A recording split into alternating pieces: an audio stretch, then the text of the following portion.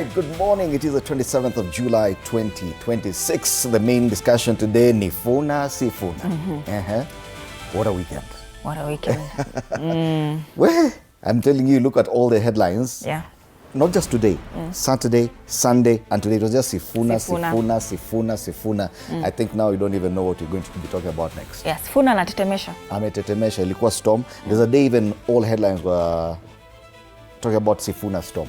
Storm. Yeah.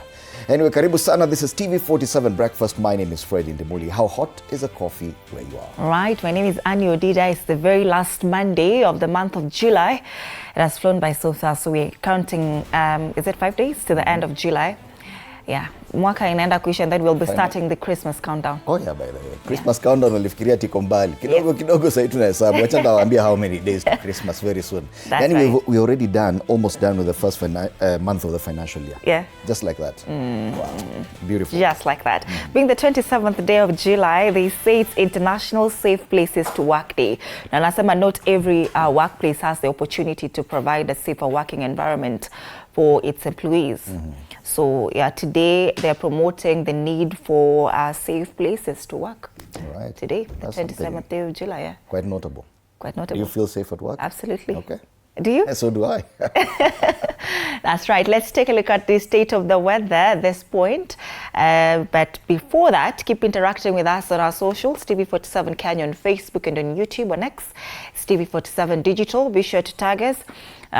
My handle is at Annie_Odida. Mine is at Fred Indemuli. And I'm being told it's 151 days to Christmas. Kuna mtu amefanya countdown. I thought necessary to were excited about Christmas countdown. Yeah.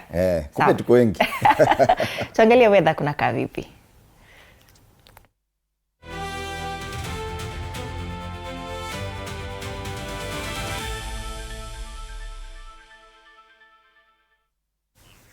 All right, it's a sunny day in Garissa today, 23 degrees this morning, highs of 33 degrees. A cloudy day in Embu County, 14 degrees this morning, highs of 22.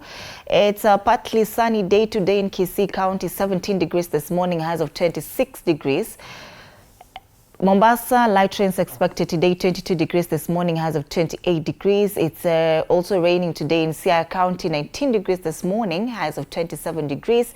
And finally, Nairobi, it's a chilly day. Wanasema it's a cloudy day, 14 degrees this morning, highs of 22 degrees. 22, it's a bit cold. So that's the state of the weather today.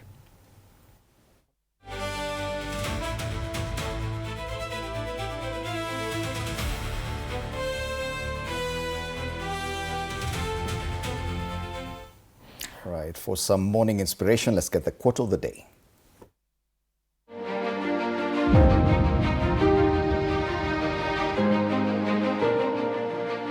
The biggest adventure you can take is to live the life of your dreams.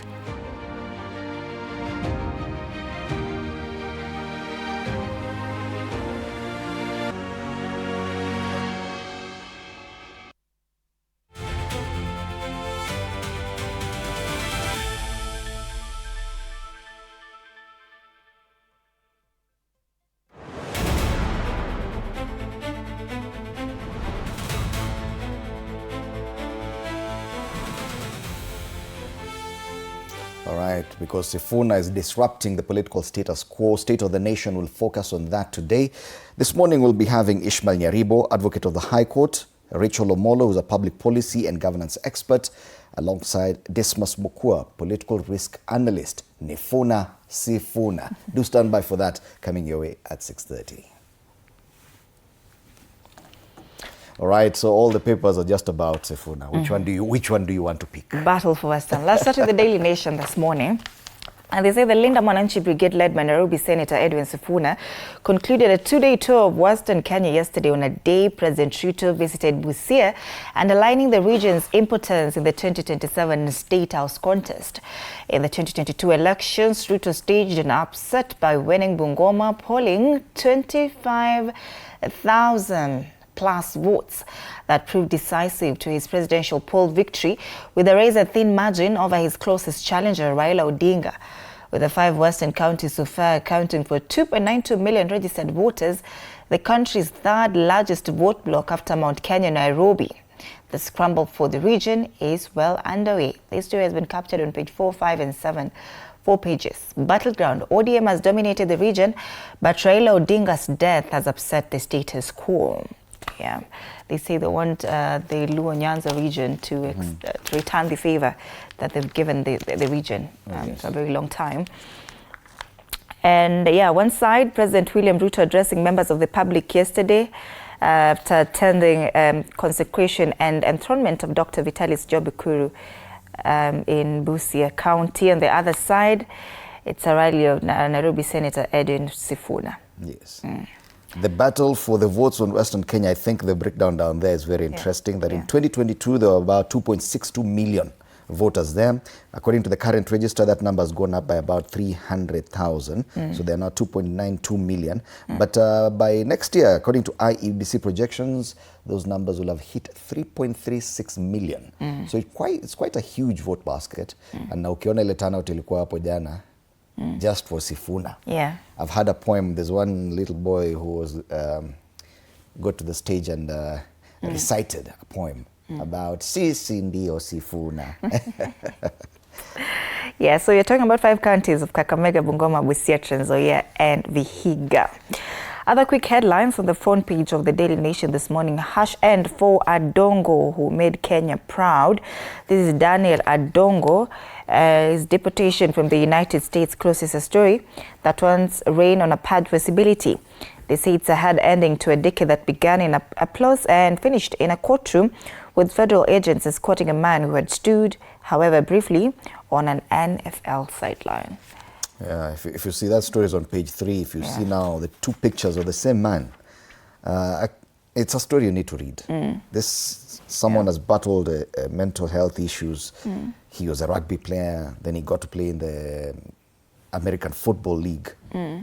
He's been in prison in the US, so it's quite a sad story. Confusion over varsity fees funding growth. This is the government's promise of free university education. It has deepened after President William Ruto and Education CS appear to contradict each other on the legal framework that will anchor the policy. That's another story on page 8. They say that university will be free. Did he say that? Who? The president? Yes. Because you remember, even his own advisors were saying, no, he did not say that. Yeah. Was it fully funded university education? Is it fully state-funded education? It's on record. He said it's fully funded. Well, it could mean anything. Is it a loan? Is it a grant? Is it... Okay, what exactly is it? And I think, and no wonder the story is asking. Yes, confusion over varsity fees. Funding grows because no one knows what exactly it is. And because ideally, I think there's some pieces of legislation that are supposed to go through Parliament. Ile ya HELB, na kuna ingine nasikia ni a tertiary institution. So which is already in Parliament. There was also a plan to collapse HELB and all these other things into one bill, one institution. Has that bill gone through? No one knows what's happening. Yes. So it's quoted here. And he said on the 21st of July that there is a law in Parliament called the HELB Amendment Bill 2026 that will enable us to ensure that every Kenyan student who has been placed in a TVET or a university gets state funding. President Ruto said, I am not drunk and I am not a fool. I know what I am saying. Yeah. Ni yeye tu anajua Kenya anasema. Yeah. That story is on page 8. Tusome magazeti. Page 6, Gachagua unveils 2027 Mount Kenya poll strategy. He says that he will defend the region from pro-government politicians and ensure the Mount Kenya voters remain united. Voter numbers giving president and his rivals sleepless nights. That's a story on page 7. Yes, your story, Mulembe Nation, that politics formations have been forced to rethink alliances, messaging, and campaign strategy. And it's interesting that now politicians are getting out their calculators because this is pure calculation. You look at the numbers and the regions that are considered probably very decisive. Western Kenya, of course, is one of them. Luo Nyanza also will be. Mount Kenya, of course, is very decisive. According to 2022 register, there are about 5.8 million voters there. According to IBC projections for next year, 7.4 million, one region alone. But you remember, kuna wale wanasema kuna east na kuna west. But either way, the numbers there are huge. Rift Valley, they need to come out. But you remember what they were saying about Luo Nyanza? That even with a presidential candidate in 2022, the voter turnout was at about 62 to 65%. So the numbers could be there. But how do you get them to come out and vote? Yeah. Are they voting? Sawa sawa. On the back page, Coach Odemba banks on youth experience to shine in Morocco. South Africa play Tanzania tonight as Cote d'Ivoire tackle Burkina Faso. 2026 Women's AFCON. Yep. Kenya ranked 124th globally, play in Group A of the 16-team tournament alongside hosts Morocco, Algeria and Senegal. That's the Daily Nation. Nasikia tunapatiwa update ya scores. Tumelimwa mabao manne kwa nunge. Morocco yesterday beat Kenya 4-0 at the Women's Africa Cup of Nations. That's their very first game at the tournament. Let's hope that things get better, but as of now, the first loss, and this is a bad one, 4-0 to the Starlets. No, against the Starlets. All right. Let's take a look at the Standard. Grand welcome is a big headline on the front page of this paper with a huge image of Sifuna. Amebeba ile, he's carrying a bucket. Donated by Kamukuywa, and inside that bucket there's money. Wow. Yani watu wanachanga pesa wanamletea. You know, we saw this in Olkalau. That people now are actually funding a candidate. Yes. And that is what the indication is when it comes to Linda Mwananchi and Edwin Sifuna. They do not even know what he's going to run for. He's made indications he may run for president or he may declare his interest in the presidency. But this kind of campaign funding has never been witnessed before in Kenya. We saw it for the first time in Olkalau. Now we are seeing instances of it around Sifuna. But now they're saying that this is a reincarnation. Western Kenya turned out in extraordinary numbers as Edwin Sifuna's Linda Mwananchi Brigade rolled through the region, capping the tour with a triumphant homecoming in Bungoma yesterday. Without police cordons, hired crowds, or violence, Sifuna commanded rallies with the ease of a seasoned political kingpin, reviving memories of the mass appeal once associated with his late mentor, Raila Odinga. Attempts to counter the tour with parallel meetings barely dented the mood. Now they're talking about President Ruto's meeting in Busia. Buoyed by enthusiastic supporters and an endorsement for the presidency, Sifuna has emerged from the weekend looking like less an ambitious senator and more like presidential material. Stories on page 4 and 5. Nifuna Sifuna. You know, and this, I think the biggest discussion is about how political alignments are just asking themselves, okay, huyu jamaa ametoka wapi? Tuko tumejipanga. President William Ruto had his own plan. The United Alternative Government had their own plan. They were even talking about who's going to be what on the ticket where. Then Sifuna just shows up. And arithmetic imeharibika kila mahali. Kila mtu, na wewe umetoka wapi? Yeah. Sifuna. Back to the drawing board. Back to the drawing board. Kwa kila mtu. Nifuna Sifuna. Page 2, Sacred Knife Blessing signals start of the Bukusu circumcision season. Now, this is very significant even politically because now focus will be around the counties of Bungoma, Kitale, Trans Nzoia, those areas, as the Bukusu community carry out this traditional August circumcision season. So, wananoa visu. Many people have talked about how watu wanaogopa this form of traditional ritual because of the unsanitary nature of the equipment used. But then again, it still happens. So they're blessing the knives now. Watoto wakifunga shule, siaka. More parents shun cultural male cat for fear of excessive bleeding and infections is also there on page 2. So page 2 just talks about this matters, this cultural heritage and rite of passage. So vijana wakifunga shule wako tayari. And there's Jean Ojiro, Miss Kenya's Miss Universe crown. This was live on TV47. Absolutely. You attended the event? I did. How was it? Fantastic. She really deserves the win. Yeah. She deserves it, and it's a competition like any other. I think we should just support Jean. Her advocacy is on femicide, which is a crisis in the country. All right. And she'll be representing us in Puerto Rico in November. So the more loud we are, the more we are putting Jean on the map. Okay. Yeah. She's quite stunning. She is. Page 3 of the Standard. 5'11" tall. 5'11". Not bad. Okay, so the main story on pages 4 and 5, reincarnation, Sifuna, Western Kenya, how city senators' wave is shaking Mulembe politics. Analysts explain why peace prevailed at Sifuna's Western rallies. Akukwa na fujo. No, akukwa na fujo. In fact, they didn't even have proper marshals for traffic. But everything went on well. Kalonzo's absence from spotlight allows Sifuna to build momentum. Now, Kalonzo was a front runner for the United Alternative Government. But now, everyone is asking, so where is Sifuna? Where is Kalonzo? I've seen a lot of talk around Kalonzo. So he's a lazy politician, corporate body. Corporate body. Acheni mambo yenu. Jamaa kama vile Gachagua alisema wachaneni na Kindiki, wachaneni na Kalonzo hata nini. Back page. This is for matters polo. Sasa ndio imeenda hii ni ile niche sport. But najua hii gazeti iko associated na jamaa fulani huko. Kenyan players Cheza Mila and Kimoi Moi, just like his father Gideon Moi. Kimoi Moi plays polo. And that is the biggest story on the back page. Kenya humbles Zimbabwe to win Swinburne Cup. Hii sport ni ile inaitwa niche sport. But the Prince Lu Sevens also happened. And watu wakashinda na wengine wakashindwa. That's the Standard today.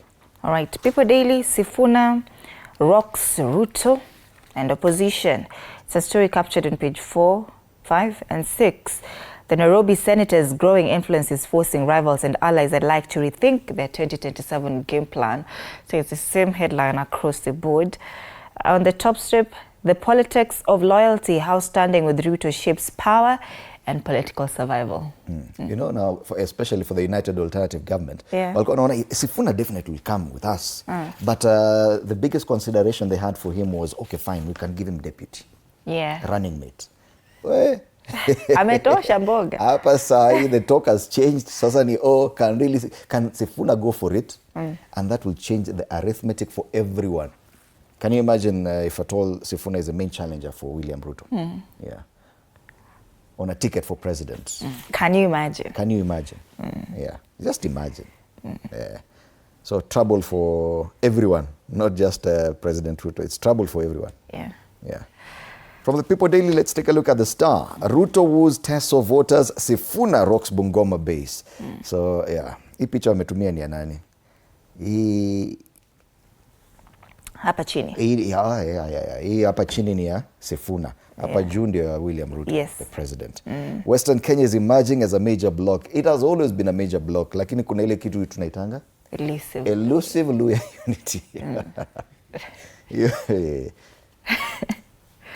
Kunafaa kuwa na chama ya elusive. Elusive Luya unity. I don't know how it will work. The president found it necessary to go to Western Kenya at the same weekend when Sifuna was doing his homecoming. That tells you something. Yeah. He wasn't very far. Busia and Bungoma about, 40 kilometers apart? Yeah. So, hakuwa mbali sana. And given the length of convoy that these people use, hata pengine magari zilikuwa zimepakiwa at the same place. So, President William Ruto in Amagoro, in Busia County, and Linda Mwananchi bigwigs led by Edwin Sifuna during a rally in Kimilili, Bungoma County. You get the feeling that even Linda Mwananchi nowadays, you don't talk about it without talking about Sifuna. I know there's Orengo, there's Babu Wino, but it's about Nifuna Sifuna. This paper has an interview with the manufacturing hub BAT boss on page 6, talking about Kenya as a manufacturing hub. And Public Service Commission inside 6.5 billion shilling payroll fraud, draining Kenyan state coffers, ghost workers, up to 6.5 billion. This money, if it goes to education, it can really boost capitation for schools. But in a pesa inapotea. Inside pages, why tribalism is making hospitals worse. And magazeti mengine. You can see this fraud on the front page is the one featured on pages 4 and 5. Ideally, that should have been the main headline on the Star. Until Sifuna happened. Kila kitu ikageuka. That's the nature of politics. And then I like this photo on page 7. Ile mahali Babu Owino na Edwin Sifuna wanacheka mpaka wanajishika tumbo hivi. Vile wamecheka. Under the headline, Sifuna electrifies Bungoma, unveils new funding model. I was telling you about these funding models. He's turned to direct contributions from Kenyans to finance his campaign. Now, umeona hiyo bucket ameshika kwa front page ya Standard. Yeah. Watu wa Kamukuywa walinunua ndoo. Hawana pesa mingi hivyo. Wakaeka maelfu kadhaa wakampatia, this is from Kamukuywa. Lakini that should tell you something. Yes. Mtoto wetu amerudi, tunampatia kitu kidogo. We saw that in Olkalao. Is Kenyan politics changing, or the funding model for Kenyan politics? On the back page, chance for Kogalo. Gor Mahia wary of Vipers test as Kagame Cup knockout race heats up, and Mugunde leads Kenya's bid to revive Commonwealth boxing campaign. That's another sports story. Paleju, Malta's Commonwealth Omanyala begins title defense in 100 meters hits. That story on page 30 of this paper. That's the Star. Fresh, independent, different. Grab yourself a copy for only 60 bob today. All right. Taifa Leo, Kivumbi Milembe wanaita mapambano ulinda mwananchi wakiongozwa na Seneta Sifuna wavutia umati mkubwa katika mikutano ya kuunganisha jamii ya Mulembe kwa ajili ya uchaguzi wa mwaka ujao, huku Rais Ruto naye akizuru Busia kukabiliana na wimbi la upinzani linalovuma eneo hilo. Once again wamewekwa side by side. Linda mwananchi na serikali wajaja magharibi kuwania jumla ya kura milioni 2.9 kwa ajili ya kura za mwaka ujao. All the papers are now looking at Sifuna vis-a-vis William Ruto. Yeah. Here's what they're saying. The front page of the Daily Nation, they put them side by side. The Star and Taifa Leo. Yeah.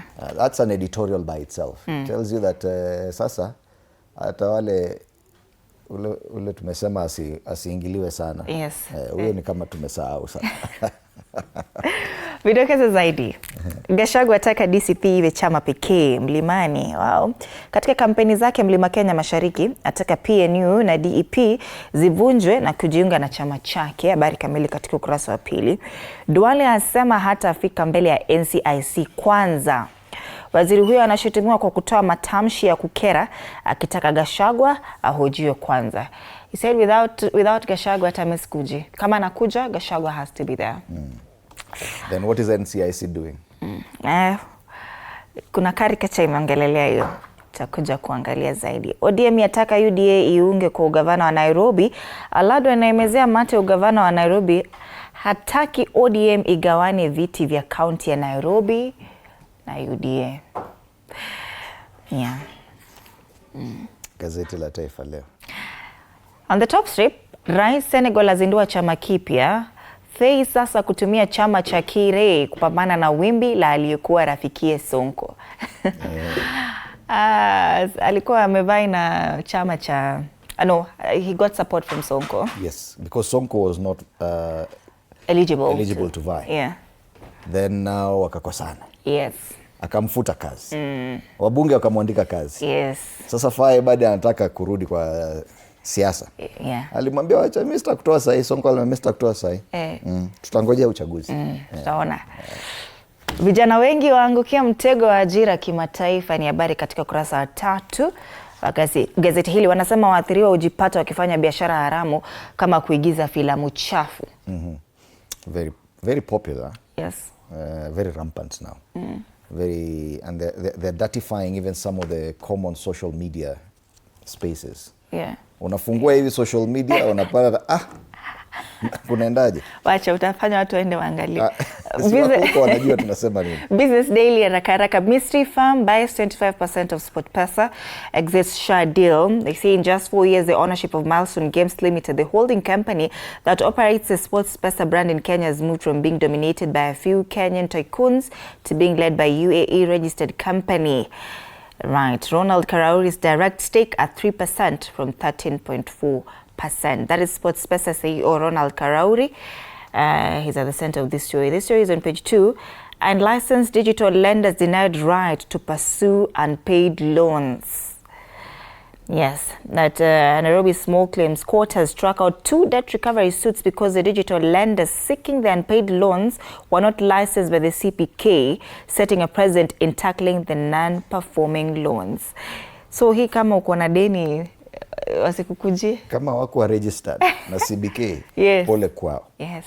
But of course, how do you operate a money lending business without approval by the central bank?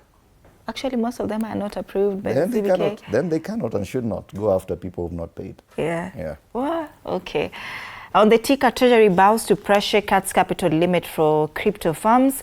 Average M-Pesa commission hits record low in Chinese retailers on the sport over Mandarin products labeling. That's the Business Daily. Yes, let's cross the borders to go to Tanzania because unfortunately Uganda squeeze you on. They are very slow. They wake up very late. Yeah.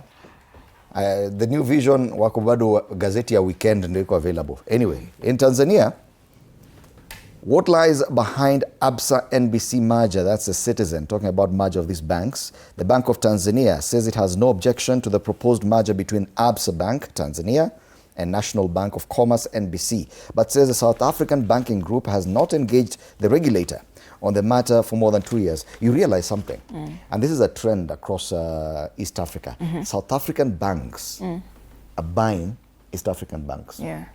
In Tanzania and in Kenya it's happening. I don't know about Uganda, but yes, that's a trend. Wanataka pesa yetu. Ama wanaona tumelala kazini tumelala kazini wanakuja hizo benki. If you don't want to invest, they will. Gazeti la Mwananchi tukisalia kule Bongo, ahueni vilio bima vya afya kwa wote.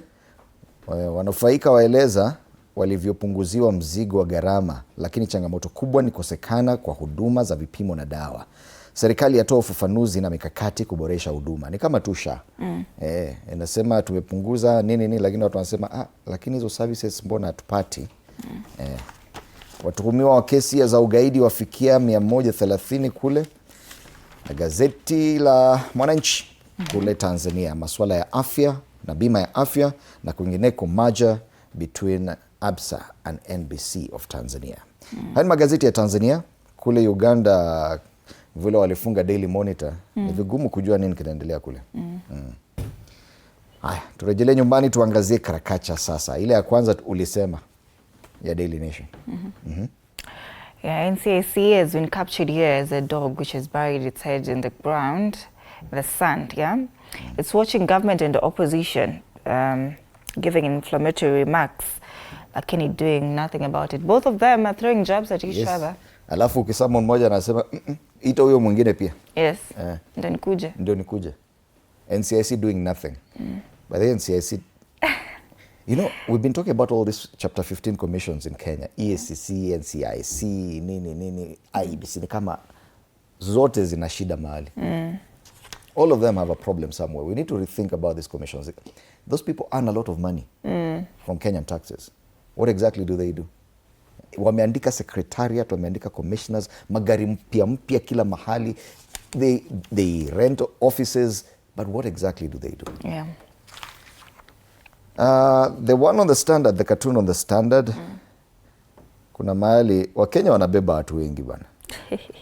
Wanabeba ule jamaa wa ODM Linda Ground, lakini amevaa nguo za UDA, na kwingineko pia wanabeba hawa jamaa wa Linda Mwananchi.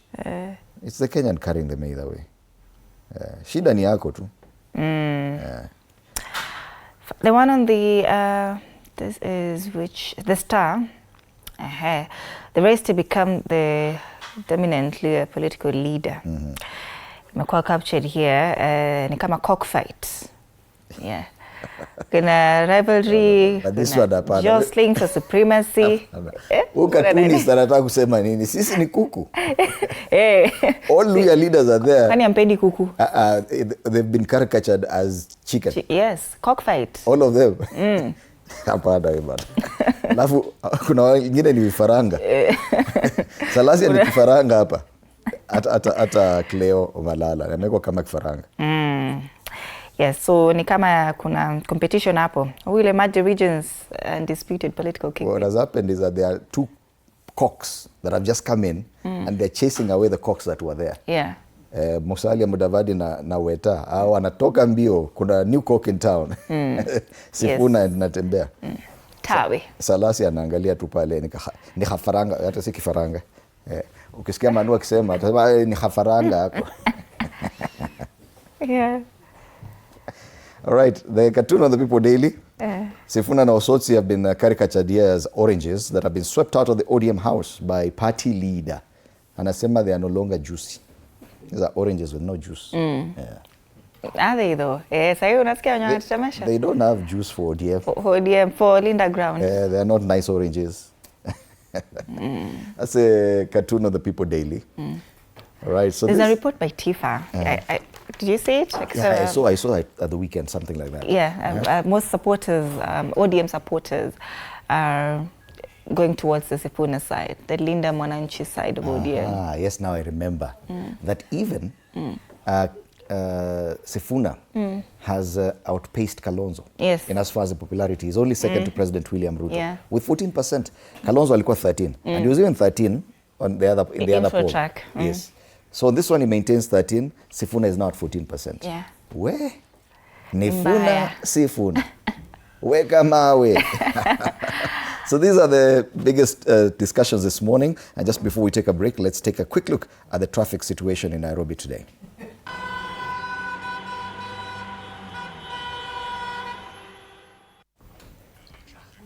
All right, this is how the roads are looking like today. If I could expand the map kidogo, yangu hapa imechelewa. But we'll get there. Yes, we are here now. All right, so Jogoo Road, nothing out of the ordinary. Ni ile tu stretch pale Makadara, that's it. And pale Shauri Moyo, just around City Stadium roundabout. Machakos na Mudhurwa, not bad at all. Haile Selassie Avenue building up, especially after the railways roundabout. That stretch between that and the Landis Road roundabout. To the Eastern Bypass, usually a problematic stretch. Today it's not so bad. Apana, nekubaya. All the way from Benedicta Utawala, all the way. Paka unafika pale Naivas in Utawala, that's red, dark red. After that, a yellow, meaning there's traffic, but it's slow moving. All the way to that KQ headquarters roundabout. And still, even after the roundabout, it's still slow moving traffic all the way to City Cabanas. Tukienda Thika Road, also trouble along Thika Road today.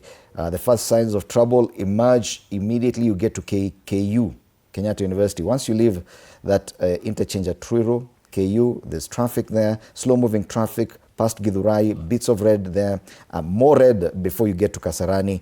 After Kasarani, even more traffic between TRM and Garden City Mall. It eases off, though, once you get to pale Outer Ring, inaitwa Allsops.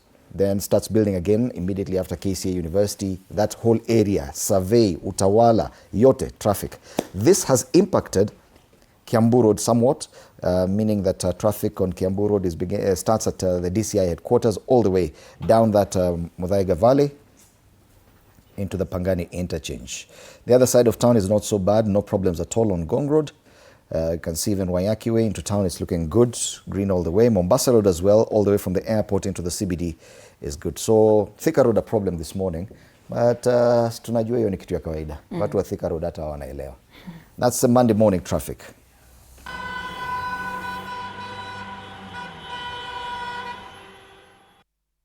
All right, once again a reminder of our discussions today, of course, Nifuna Sifuna being the big one. He's stormed Western Kenya. Ishmael Nyaribo, advocate of the High Court, will be in studio alongside Rachel Omolo, who's a public policy and governance expert, alongside Dismas Mokua, policy risk analyst, after the break. Remember, at 8, it's a Monday Blitz. Yeah. Yes, so they'll be talking about sports, a lot of Prince Lou Sevens. AFCON. Women's AFCON. Yes. Yeah. WAFCON. Women's Africa Cup of Nations tournament happening in Morocco. So do stand by. A lot more coming your way. Once again, social media pages. TV47 Digital on X. My handle there is at Fred Ndimulu. My handle is at Annie_Dida. TV47 Kenya on Facebook, and on YouTube use the hashtag TV47 Breakfast. See you after the break.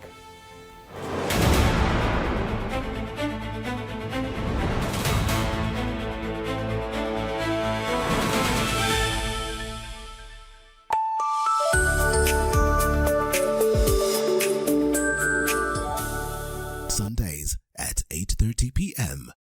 Good morning. You have my rent? Leo jioni kama tutakuwa tumelipa rent, nauza hii simu yako. Hamna pesa. I need 3 G's to make my nails today. Sasa hivi natuhusu aje? Can I order now? Do you ship? Can I get blinking ones? Mimi nilikuwa na trade. Nimekelea kitele yangu. Kitele yangu na trade. Nikikunyuma. Oh my God. You left me. Nitumie ni live. Uko nje kuna wifi. Why? Hi-Fi? Wait, so what do we call this dish again? I have no idea. The cucumbers are there specifically for my beauty routine. Tamulini kero make a good product. Na ameenda. Tunafaa tukue na logo yetu. Like, si ni brand already. You won't entertain divas. No. I'm not dealing with a man child. Amazing. Sharpen the energy. Sundays at 8:30 p.m. on TV47. Saturday at 8:30 p.m. My father used to tell me that a hotel is the home for travelers. I guess I forgot that. Recently, it's been more of a mirror of my own ambition. Ooh, yeah. We might fail. We will probably fail, but not for a lack of trying. So for the last time and the first time, welcome to Connect In, the best experience in Eastern Central Africa and its environs. Saturday at 8:30 p.m. on TV47. Wednesdays at 8:30 p.m. This is a very serious place. I see that. Surely. Hey, Nyumba. This is the place. Just for a few days. Rule number 2. Kwani Google inajua maisha yangu wewe? That's my seat. It's a chair. It was hers. You're new here? Yes. You learned the rhythm. This place is run by structure. Structure. It is a system. Ni venye tu ni system haisikizi. And what happens if something you haven't chosen enters your day? I remove it. That's not always going to be possible here. Then you are going to have a problem. Noted. What are you planning? To escape from a resort? This is not a resort, my friend. This is a storage. Wednesdays at 8:30 p.m. on TV47.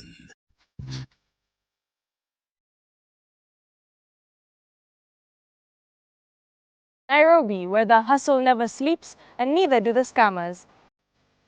Link Up, we are talking about something that's affecting all of us. We are talking trust. We're diving into the campus life. Stay fresh, stay safe. Stay linked up.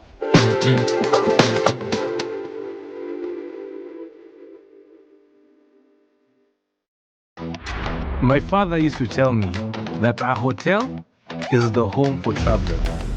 I guess I forgot that. Recently, it's been more of a mirror of my own ambition. Ooh, yeah. We might fail. We will probably fail, but not for a lack of trying. So for the last time and the first time, welcome to Connect In, the best experience in Eastern Central Africa and its environs.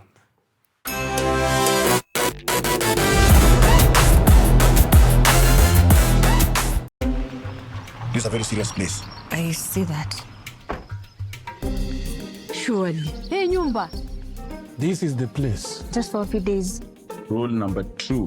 Kwani Google inajua maisha yangu wewe? That's my seat. It's a chair. It was hers. You're new here? Yes. You learned the rhythm. This place is run by structure. Structure. It is a system. Ni venye tu ni system haisikizi. And what happens if something you haven't chosen enters your day? I remove it. That's not always going to be possible here. Then you are going to have a problem. Noted. What are you planning? To escape from a resort?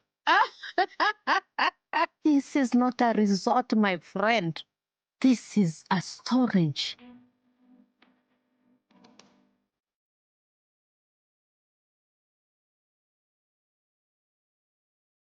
You have to be very careful. Fake money can kill business. Na leo mko rada yangu. Small money, kapesa kadogo, big behavior. I only have big notes. Alikuwa anatafuta courage. Yaani nafaje kutengeneza kachumbari na manyanya zinakaa hivi? Ona. Kiki ni kama kiwaru. Hiyo ni tonga commitment to the lie.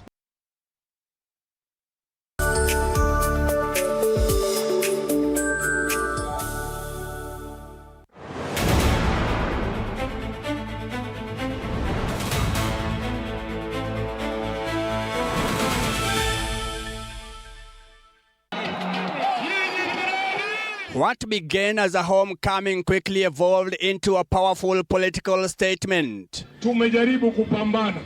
Katika mazishi ya baba nilitoa ahadi, mimi sitokuwa mwenye kuvunja chama cha baba Raila Amolo Odinga.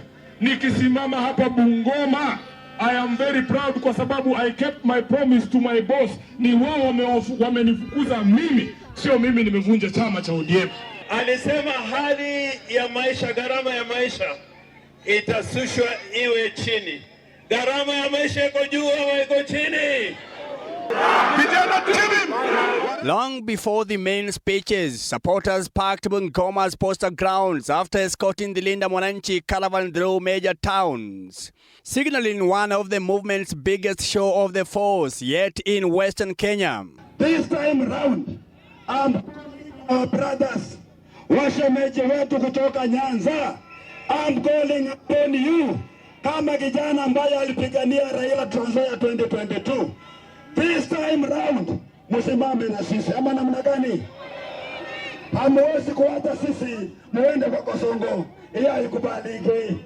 Yule mtu ambaye atawezana na Kasongo, tunamuomba ndugu zetu kwa unyenyekevu, mpatie Edwin Watenya Sifuna.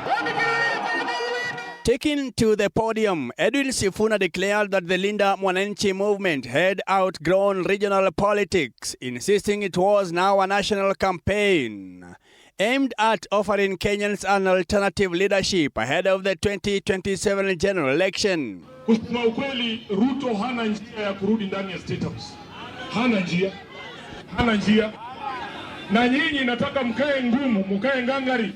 Mfuate ule mfano ambao uliwekwa na ndugu zetu wa Kapchai, mfuate na ule mfano ambao umewekwa na ndugu zetu wa Joined by Trans Nzoia Governor George Natembeya and a host of opposition leaders, speakers accused the Kenya Kwanza administration of economic mismanagement, broken promises and failing ordinary citizens. Wengi walifikiri kwamba tutapigana, si ndio? Mimi nikasema baba sio. Lazima tushikane sisi ili tumondoe Kasongo kutoka kwa kiti. The leaders challenged Western Kenya to unite politically and defend what they termed the region's bargaining power. As the crowd dispersed, one message echoed across Bungoma that barely a year before the official campaign season begins, the contest for Western Kenya is no longer simmering. It is now a full political motion. Mike Kagwango, TV47. Nifuna Sifuna? That's a question now. All the dailies today talking about that Linda Mwananchi rally, both in Trans Nzoia and Bungoma, and talking about Sifuna. Battle for Western. That's the main story there. And interestingly, all the dailies are placing Sifuna and Linda Mwananchi rally, juxtaposing it with what happened in Amagoro when President William Ruto visited on Sunday. And it's like they're pitting the two against each other. Kivumbi Mulembe, that's Taifa Leo. Picha ni zile zile, wanasema na mapambano, alafu waneka picha Rais Ruto upande moja na Sifuna na Linda Mwananchi upande mwingine, seemingly suggesting that the battle has come down to Sifuna versus William Ruto, at least in Western Kenya. Yes. Ruto woes Teso voters, Sifuna rocks Bungoma base. You can see that juxtaposition. It's Ruto vis-a-vis Sifuna. That's a big conversation this morning. In studio with me, my immediate right, Rachel Omolo, public policy and governance expert, and Dismas Mokua, political risk analyst. Rachel, good morning, karibu sana. Thank you, Fred. Did you anticipate this? Because it would appear the entire political elite has now been thrown into a spin. All the plans they had prior to this past weekend have been thrown off. There's now a new factor that cannot be ignored. I think that's being subjective. What we saw with Sifuna in Trans Nzoia, then yesterday in Bungoma, I think was expected. given that he comes from Bungoma. We had seen that earlier, I think that was 2013, when they also gave almost a similar reception to Eugene Wamalwa. So I think that's a Luhya way of receiving their their sons. If what Boni Aluale said is anything to go by, saying, now let me talk to my children. So I think it's a way of how they receive their people. And it can also be compared to the late Wamalwa before. We've seen that. So for me, it's not something to worry anyone about, especially if I would relate it to ODM, because Sifuna, up to now, is still an ODM member. And Bungoma, where he comes from, never even voted in Baba. So really, it was expected that we are Bukusu people. This is how we behave. All we were missing is just a bit of bullfighting and seeing a bit of a colorful drama. Just interestingly, across all these papers, there's no mention of ODM anywhere. I think it's intentional. I think it's intentional, given that ODM is it's actually the largest party even today. So I think that has been very, very intentional with the media houses. I don't know why. And again, we don't expect much support from Bungoma, neither do we expect much support from Trans Nzoia, where the other rally happened. But again, I don't understand why you missed out on the big rally in Kakamega, which we had as well. Where ODM was in Kakamega? You see? Where? Even I don't know. It should have been somewhere. It should have been somewhere. It's because your focus is misguided by what you're following. So now I'm saying I think it's just intentional that you want ODM to appear like though it is not strong enough. But I think that should have also been captured, given that Oparanya was also declared by the people from Kakamega as a possible deputy president. I'm looking on the inside pages because I'm sure if at all there was something major, it must have been covered somewhere. But I'm struggling to find it on all the papers. And I'm wondering, are you suggesting that there's a conspiracy? Oh, yes.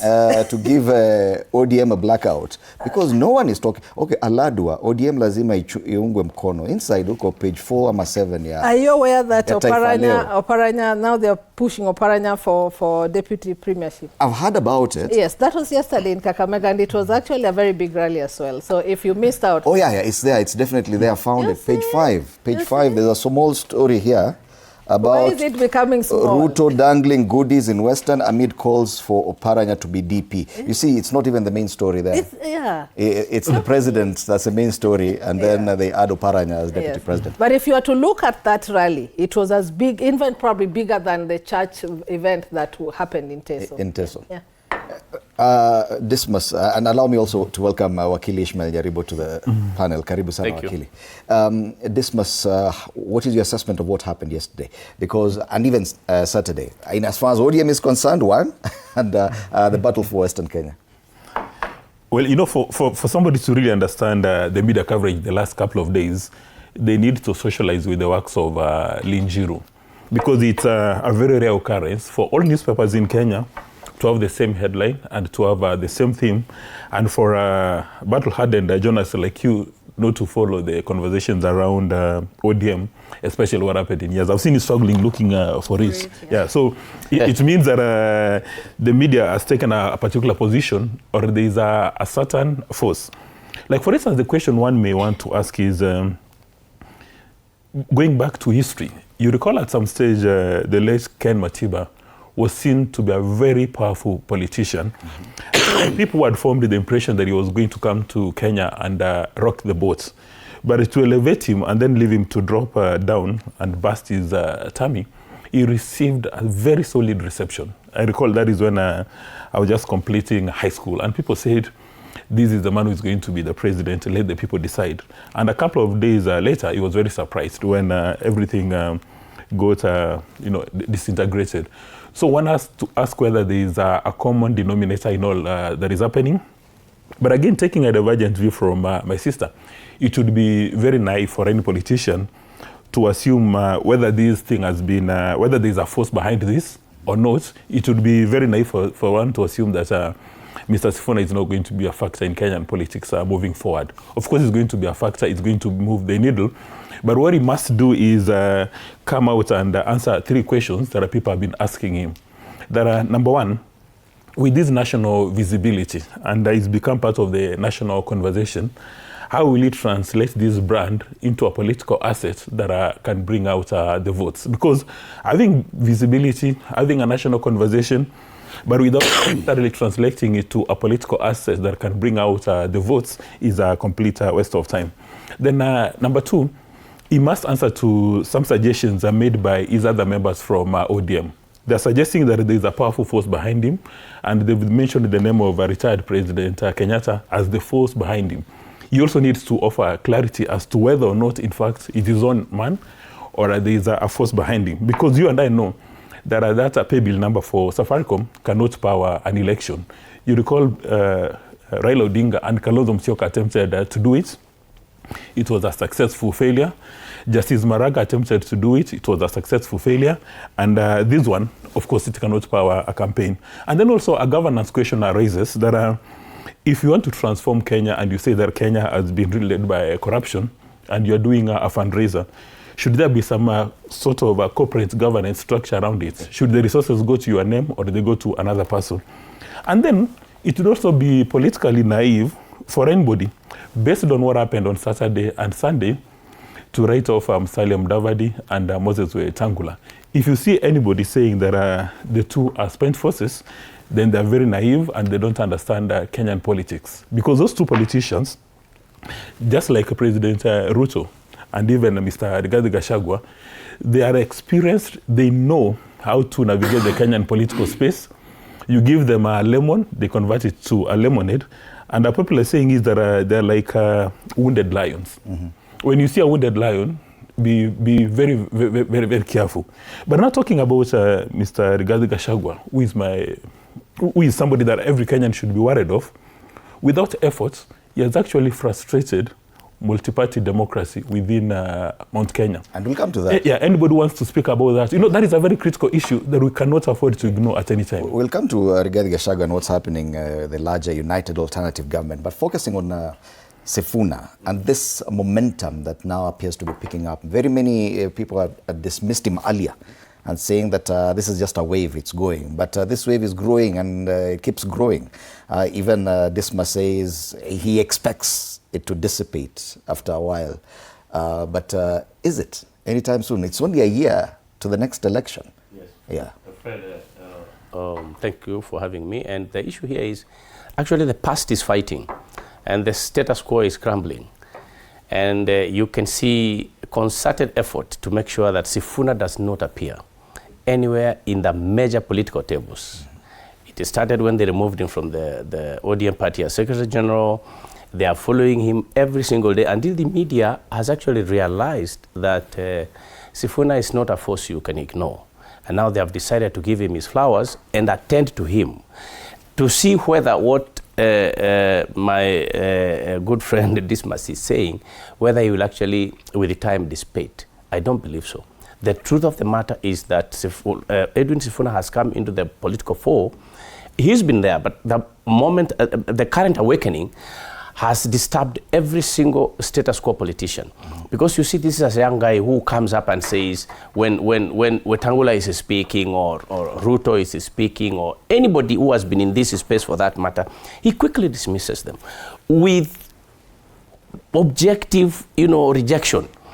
And he has pulled the younger society towards him. He is saying we can build politics not based on rhetorics, not based on your previous networks, not based on money. Even many people, some, not many, but some people actually were saying, oh, he doesn't have money. How can he even run? And yet every single person has seen that. Today, the most important person in Kenyan politics and economy is the person, is the citizen, are the masses. And this we have actually all agreed. And it is scaring State House, it is scaring the status quo, many politicians who have been in political space. So I do not believe that Edwin Sifuna will in any way, fizzle out in this political dispensation. He would have done it. He would have caved in during the time when they were fighting him at the ODM.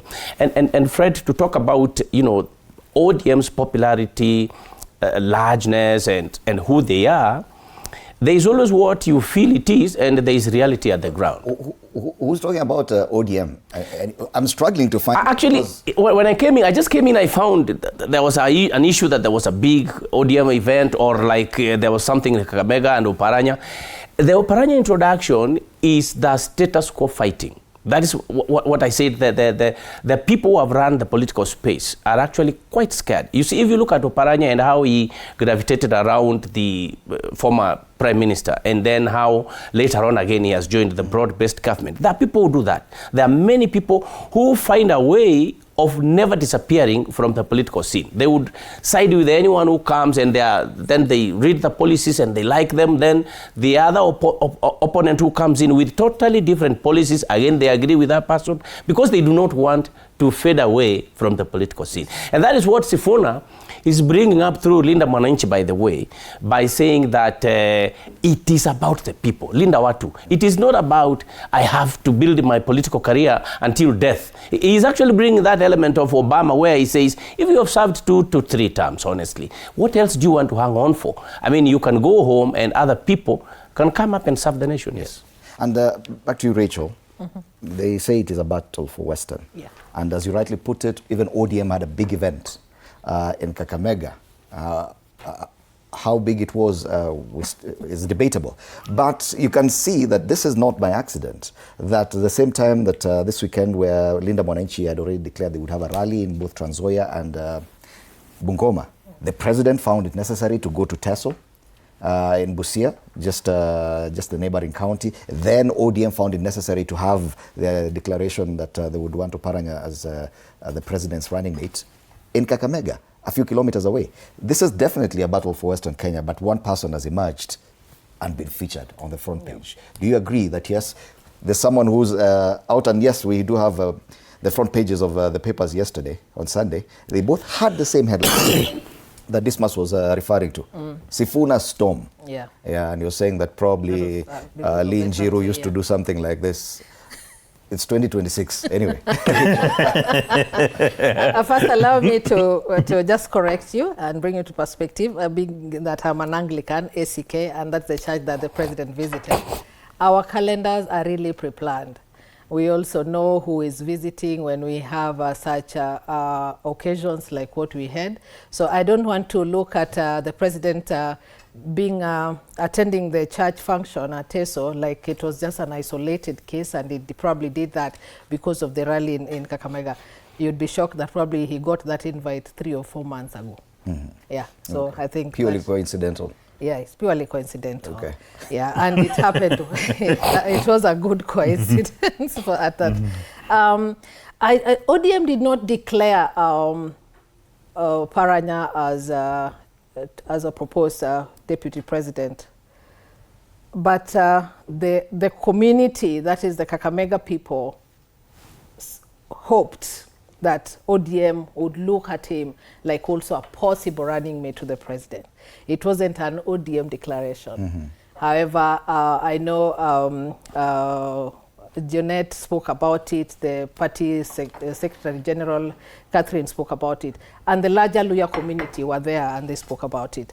But it is true that Sifuna is coming up as a stronger leader, especially appealing to the youth.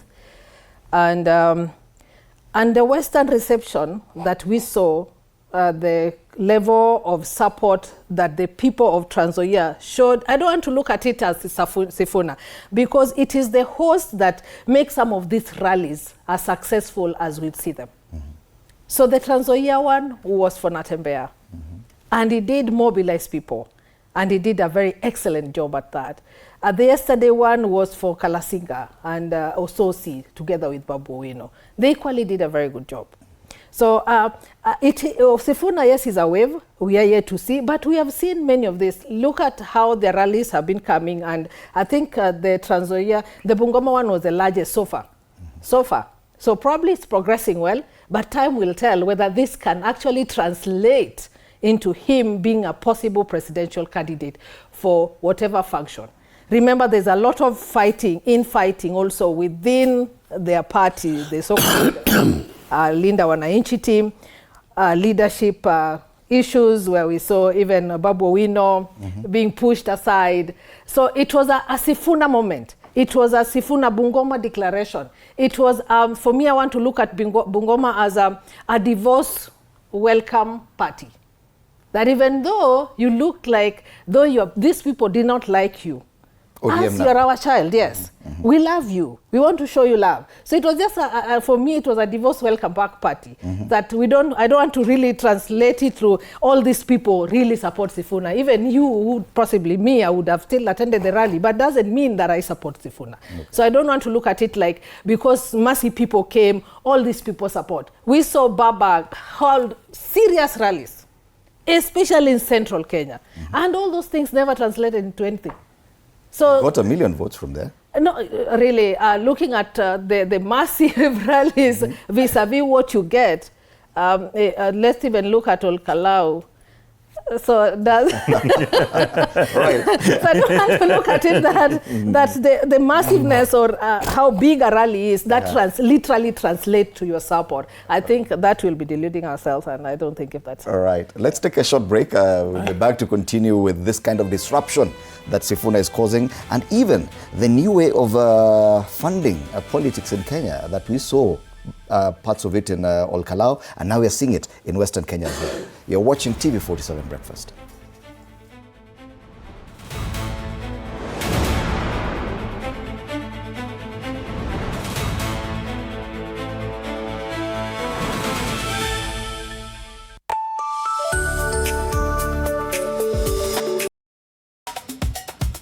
Ndio hiyo. Mpatie. Unajua kama una mtu kitu, hata tu salamu ya kawaida inakaa kama reminder. Habari yako? Sintalipa kesho. Kesho gani when? Si kesho ya kesho ya tomorrow. Hiyo tena. Mzee ni budi nikamchoka. Ni budi ni madeni.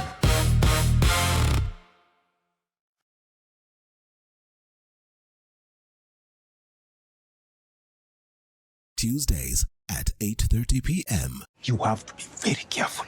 Fake money can kill business. Na leo mko rada yangu. Small money, kapesa kadogo, big behavior. I only have big notes. Alikuwa anatafuta courage. Yaani nafaje kutengeneza kachumbari na manyanya zinakaa hivi? Ona kiki ni kama kiwaru. Hiyo ni tonga commitment to the lie. Amejicommit. Ndio hiyo. Mpatie. Unajua kama una mtu kitu, hata tu salamu ya kawaida inakaa kama reminder. Habari yako? Sintalipa kesho. Kesho gani when? Si kesho ya kesho ya tomorrow. Hiyo tena. Mzee ni budi nikamchoka. Ni budi ni madeni. Tuesdays at 8:30 p.m. on TV47. Sundays at 8:30 p.m. Good morning. You have my rent? Leo jioni kama tutakuwa tumelipa rent, nauza simu yako. Hamna pesa. I need 3 G's to make my nails today. Sasa hivi natuhusu aje? Can I order now? Do you ship? Can I get blinking ones? Mimi nilikuwa na trade. Nimewekelea kitele yangu. Kitele yangu na trade. Ikikunyuma. Oh my God. He left me. Nitumie ni live. Uko nje kuna wifi. Why?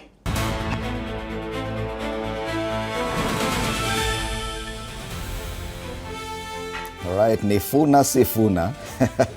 That's what we are talking about today with the Wakili Ishmael Nyaribo, Rachel Omolo is a public policy and governance expert, and Dismas Mokua, political risk analyst. We're still looking at this past weekend, what the Linda Mwananchi rallies have portrayed and what it means for our politics going forward.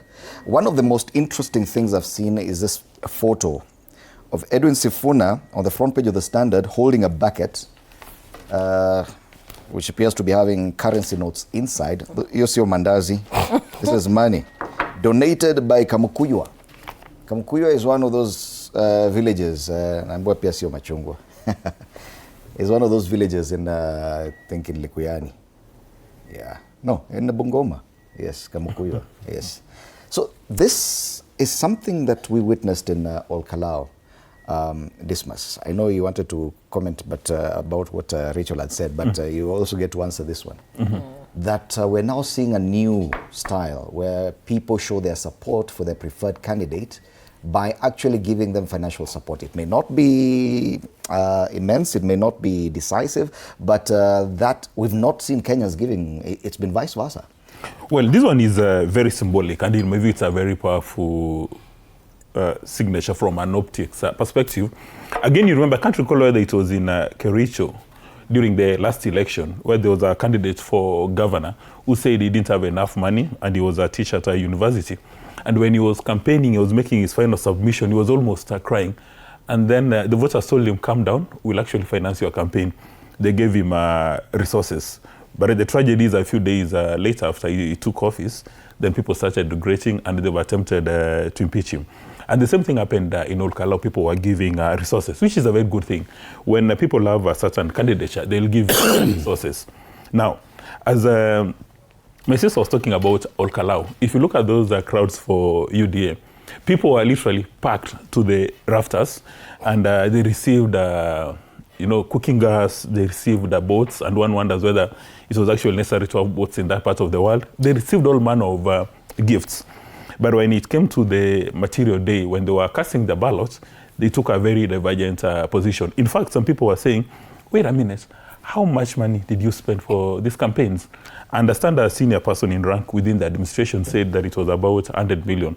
So, and then you can do the mathematics. If you spent 100 million, how many votes did you get? What is the cost per vote? Now, from a political communication perspective, these pictures are amazing. This kind of fundraising effort is amazing. Now, when you look at the fundraising, one would expect high levels of accountability and governance issues, so that as you plunge into this campaign, you do not start, people don't start casting aspersions on how you're going to use these accounts. Now, my friend here has mentioned about Barack Obama in the US.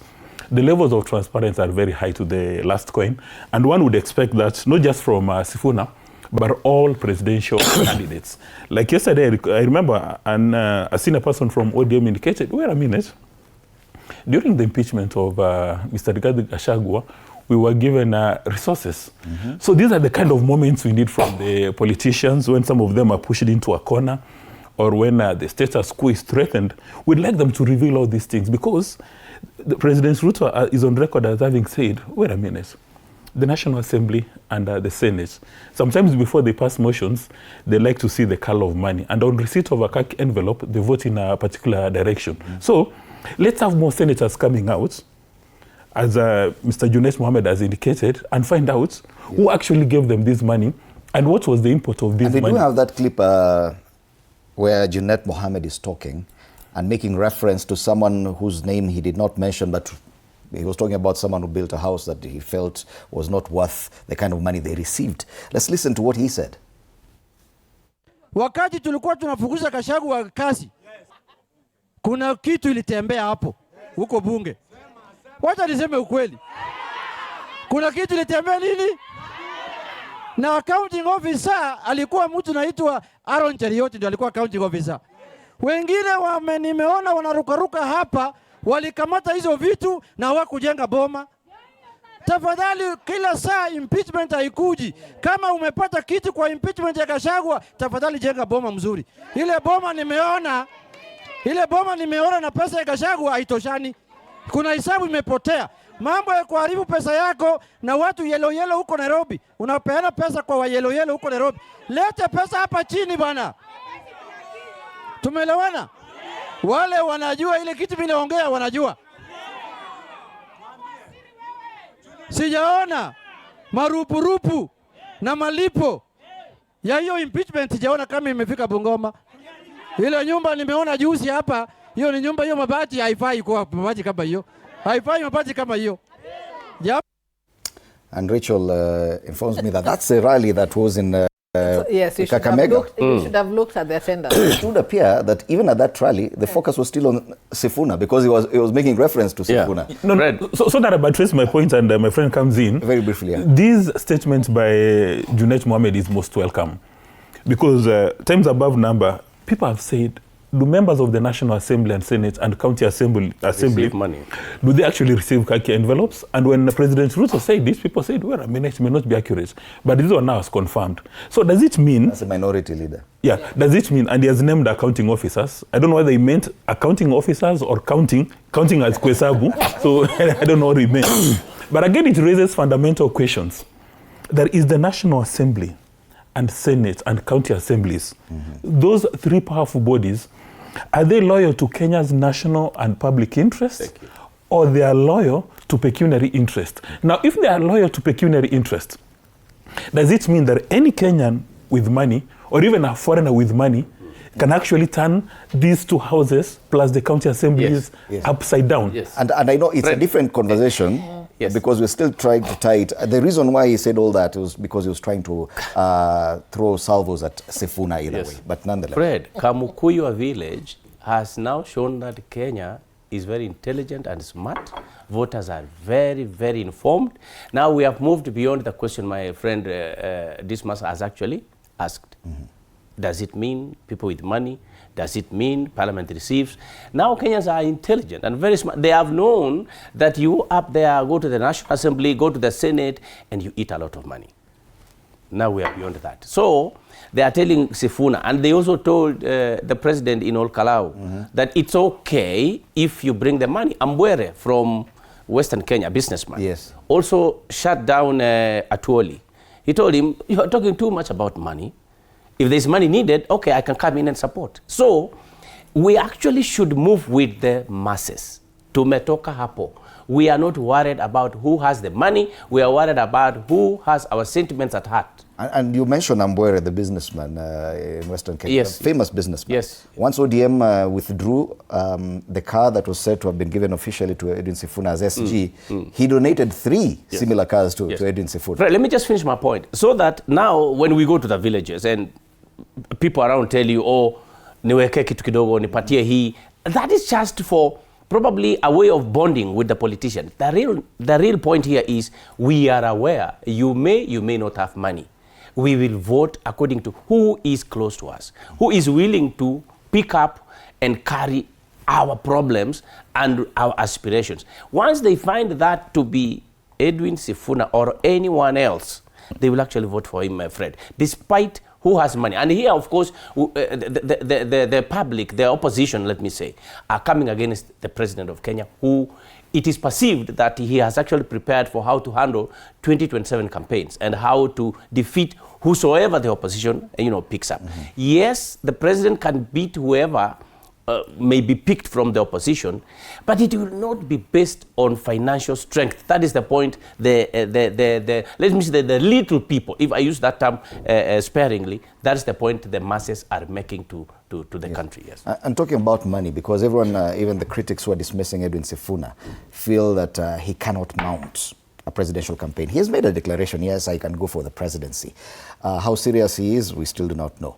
But those dismissing him, one of the reasons they're dismissing him is on account of how much he's worth, his net worth. He cannot afford that. That's why they're saying probably there's someone else who's backing him. Now we are seeing a different aspect of crowdfunding as well. Is it all about money? Kenya politics largely is about money, because we spend a lot of money, even looking at what the IBC gave out as what people should spend at MPs and senators and the like. So there's no single person. If you look at what the threshold, the minimum they gave for presidency, you look at that is in billions. Where is Sifuna going to get that kind of money? Is Ambwere Ibrahim going to fund the entire thing? I saw the former vice president, Awori, also came out, and they're saying, this is our son we are going to support. But let me digress a bit onto what Wakili has just talked about and what happened after Sifuna, of course, lost his position in ODM. That was expected.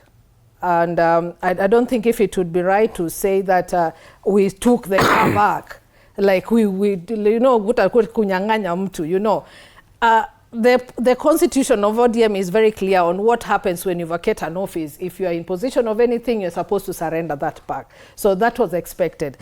What I find very peculiar is we had Malala as SG equally had to surrender anything that he was given when he left UDA. We had our brother Bullfighter, who was also minority leader in the Senate with a position similar to that of Sifuna. Also left that, vacated that office, had to surrender everything, including a vehicle. Why didn't we see Luya community coming up and saying, oh, my brother, oh, because now UDA has done ABCD, let us support you, let us give you this, let us give you that. So I think they're just trying to, agitate, or they're just trying to paint ODM like a very bad party, really, in honesty, because we've seen two of your men, kinsmen, that is Malala and Bonia Luale, go through the similar process just in the last, I think, 8 months. And you've not accorded them any support that befits the same similar position. But now when it comes to Sifuna, just because he wants to appear or is possibly making himself as a possible kingmaker in Western region, so you are coming out and saying, let us support you. Eugene Wamalwa was there too. They also accorded him a similar support and said, we are going to fund you. Where did that end in 2013? Where did it go? What happened to Wamalwa, Eugene Wamalwa? So yes, it is a good thing that people are coming out to support. But one thing I also know, that with the Kenya we have today, and this must spoke about it earlier, the expectation of the citizens is once you are sent into that office, can I now get back what I planted? How am I going to harvest? I actually invested in you. So Nabera is just not just giving Sifuna vehicles for free, saying if you happen to be the president, then no, you're not just going to give me 3 vehicles back. You may give me 20 more. So when they're doing these things, is they're planting a seed that once you do this, and that speaks to the corruption level. Isn't that a show of faith in a candidate that you believe they will get there? That's what I'm trying to tell you. That yes, it is a good thing to support candidates. But the expectation thereof is what has made the corruption level in this country be what it is today. Because the expectations are too high for the candidates. So you spoke about Koti Moja.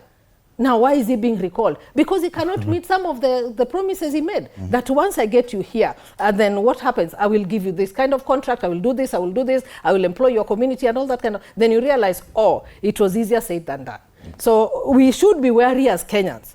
When people are volunteering to input a lot of their resources, hard-earned money, really, Fred, you've worked so hard, and then you just want to give someone 21 million for free, that, oh, I bought a vehicle, each Prado is possibly 7 million, minimum 7, so that's 21, just take it because you're our kinsman. No, there's a way I'm expecting once you get in there, or if there's anything that comes out of all this arrangement, then how am I going to recover what I invested in you? So Kenyans should really be very careful that when you're investing into a candidate, when you put a lot of resources in this candidate, are there expectations back? That are we going to get back my money? Is he going to support me in any way? Is he going to support my family? For us to do away with corruption, then we do not have to invest so much or make candidates spend a lot of money, because they entirely would want to pay back what they invest, even at individual level, even if it was just your personal money. Yeah. Let's now for a moment consider Sifuna's presidential ambitions and what it does to the opposition. Alignment or realignment. The United Alternative Government had hitherto this weekend always considered Sifuna and considered him significantly, enough to even talk about possible pairings for their ticket against William Ruto. But the consideration was only up to the level of running mate. Yes? This weekend appears to have changed that. There's the possible declaration by Sifuna that he could go for president. But does Sifuna look now like someone to deputize anyone within the formation of the United Alternative Government? Now, if you allow me a minute to buttress the issue she spoke, I mean, the question you asked about resources for a campaign. In my view, the most important plank is resources for logistics, for jumping from one town to another, you know, organizing your logistics and campaigning. Now, if you come up with a very powerful brand, and we mentioned Barack Obama, you come up with a very powerful brand, people are willing to give you money for logistics. But you know, you cannot have enough money to give to voters, if you're talking about all the voters. But if you come up with a very powerful brand, with a very strategic narrative and a unique selling proposition, then people will identify with your candidature and they can give you resources. However, in doing so, we must be very careful of state capture. It's in South Africa where we are told that Jacob Zuma was actually a victim and held hostage by special interest groups and cartels. All these people, the rich men like the ones you mentioned on this table, they're either they work hard or they're smart in how they make their money. And when they give the money to any politician to run for political office, whether MCA or president, they expect a return on investment. And so when you're giving that kind of money, then you must be alive to the fact that there's no free lunch in town. When people are supporting you, at the end of the day, they'll come back and start looking for resources. Now, talking about the united opposition, what Senator Osotsi said is that in the past, there have been conversations about who's going to be the united opposition presidential candidate, but Mr. Sifuna's name did not come to the picture. But right now, when he goes into that room, he goes in as a potential presidential candidate. So now they'll have to sit around the table and agree who among us is best suited to go and beat President Ruto. And Mr. Rigathi Gachagua said that it doesn't matter your age or experience, it's all about the numbers that you bring to the table. And he seems to suggest that they're going to have a scientific method which will be vetoed by the powerful politicians. And when he talks about powerful politicians, it's actually him. Because he says, right now, as we have this conversation, he's got 10 million votes under key and lock.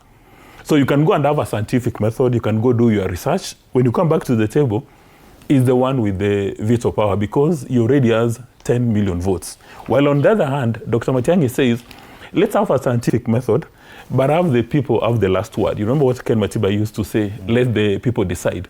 But at that stage, people are going, wait a minute, where do you come from in your community?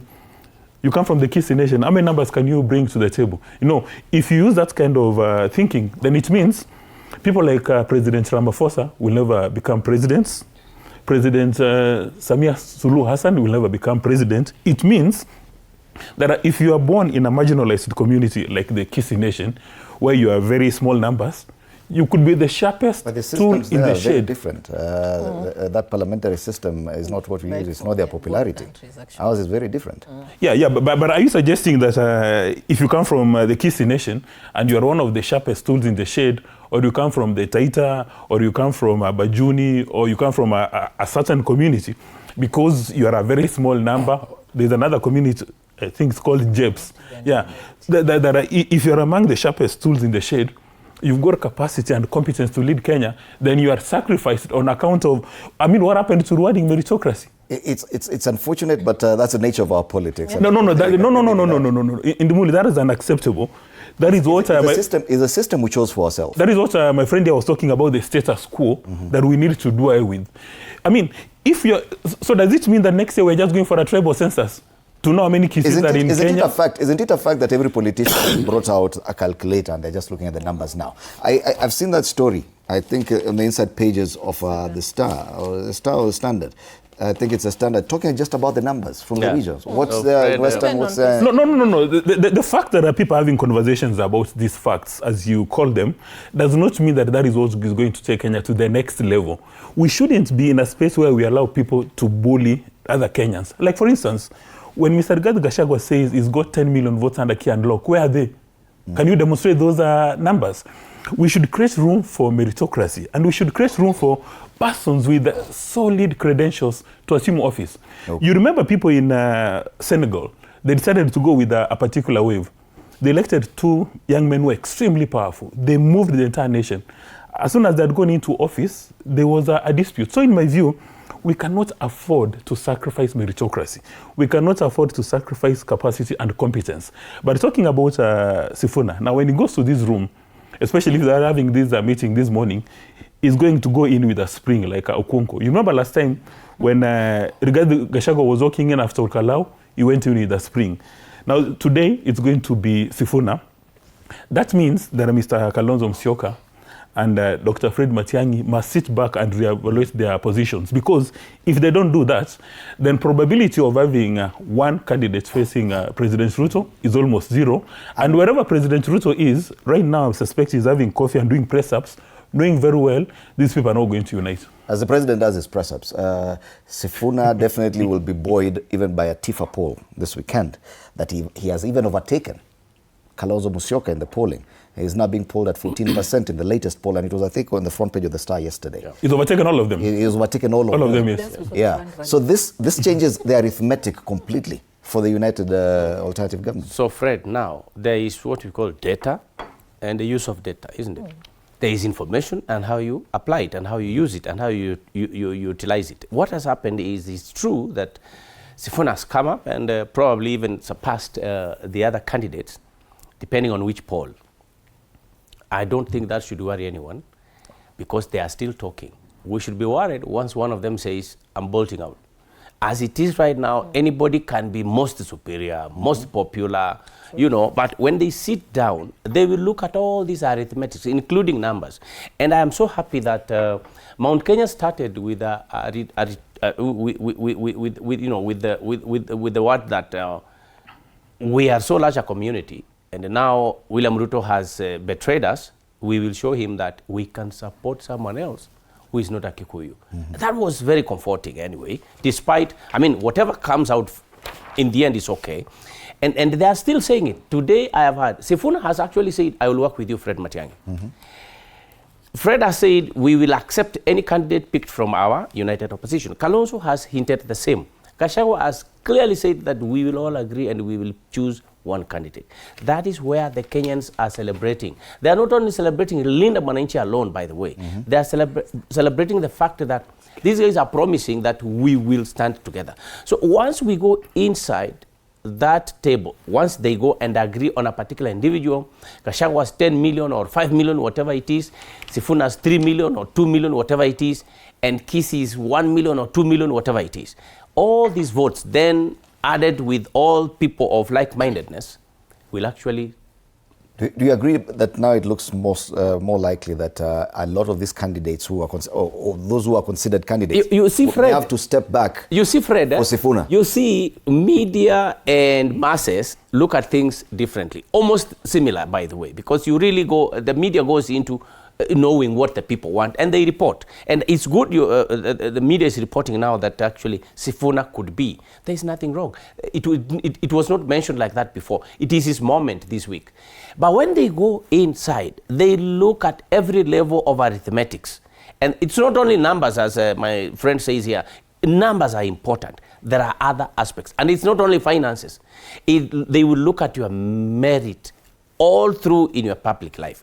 And of course, Sifuna is not away from that because we have seen his performance in the Senate. We have seen his performance before. So we have seen his tenacity to Raila Odinga, you know, holding on to Raila Odinga and not being moved despite being fired from the party and all that. I saw one very prominent analyst, Professor Kagwanja, saying that Sifuna is still not presidential material. That is wrong analysis. That is too young, and he cannot even be allowed to come close to the very wrong analysis from a senior analyst, in my honest view. Because, by the way, we can pick a 28-year-old person and he leads the country. The problem is status. You know, when people group together, Fred, let me use the word cartels sparingly. When people form cartels within political space, they will not allow very, very qualified human beings to come up and lead the country.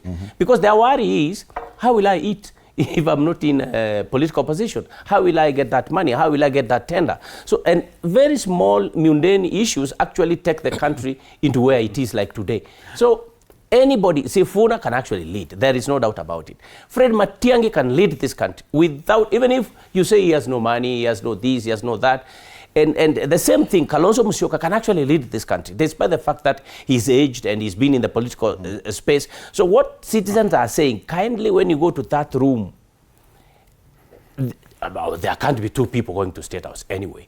We must have one and let all others mill around that particular individual. By the way, William Ruto will go home then, if that happens, early in the morning. Still considering his disruptor. But please just give me a moment. Very briefly. Because the lawyer has made two statements that cannot go without a fight.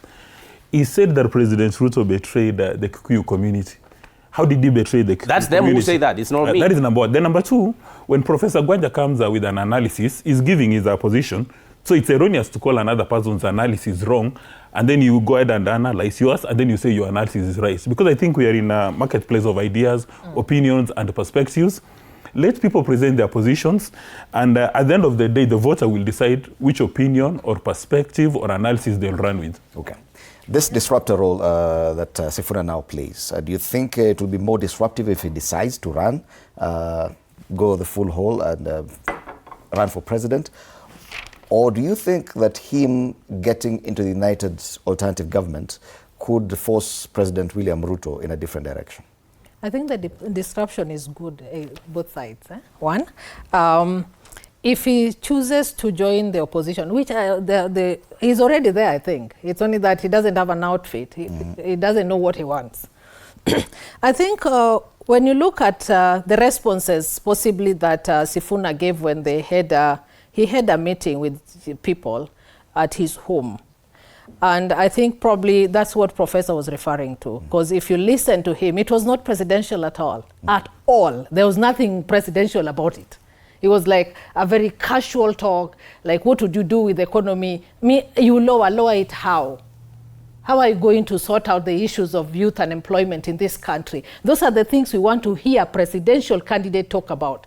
You say high cost of living, yes. What are you going to do to lower high cost of living? What are you going to do about the teachers? What are you going to do about the health sector? That is what local people or the Kenyans want to hear from any presidential candidate, including the president. So you don't think he is presidential? Not yet, not yet. Let's not just look at the rally in Trans Nzoia and Bungoma and now want to make that, because remember Trans Nzoia Natembea, when he came out with the Tawe movement, I think that was massive. Was he now presidential? Because he could pull a serious rally? I think let us not lower our presidents to that level. But if you look at the polling by TIFA, this is about people and what they feel. The same TIFA pulled Olkalau, the Samuel guy had CG67, the one who won had, really. So some of these things, when you look at those polls at times, there is no credibility on them, really. Because they are based on what? On a rally? Is it that, were they looking at Bungoma and Trans Nzoia? No, the rally had been, the polling had been done weeks before. Weeks before. Yes. You don't believe that right now, Sifuna, people look at him a bit more positively as opposed to the other possible candidates? He's appealing to the youth. He's appealing to people.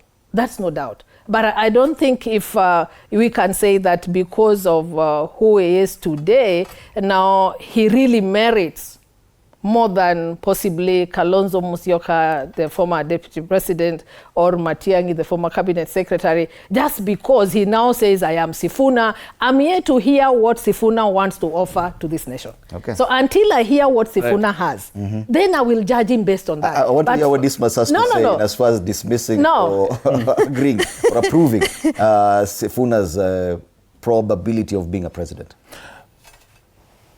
Anybody who is dismissing Sifuna's presidential interest, then again doesn't understand politics.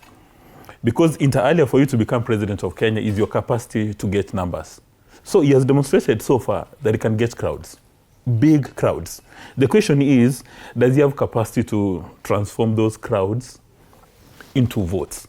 Now, the idea that whether or not he's qualified to be president, or rather if he assumes office, he can run the nation, is neither here nor there, because there is no evidence to suggest that leadership is informed by your birthday. I mean, Tom Mboya came up with a brilliant piece of paper when he was very young.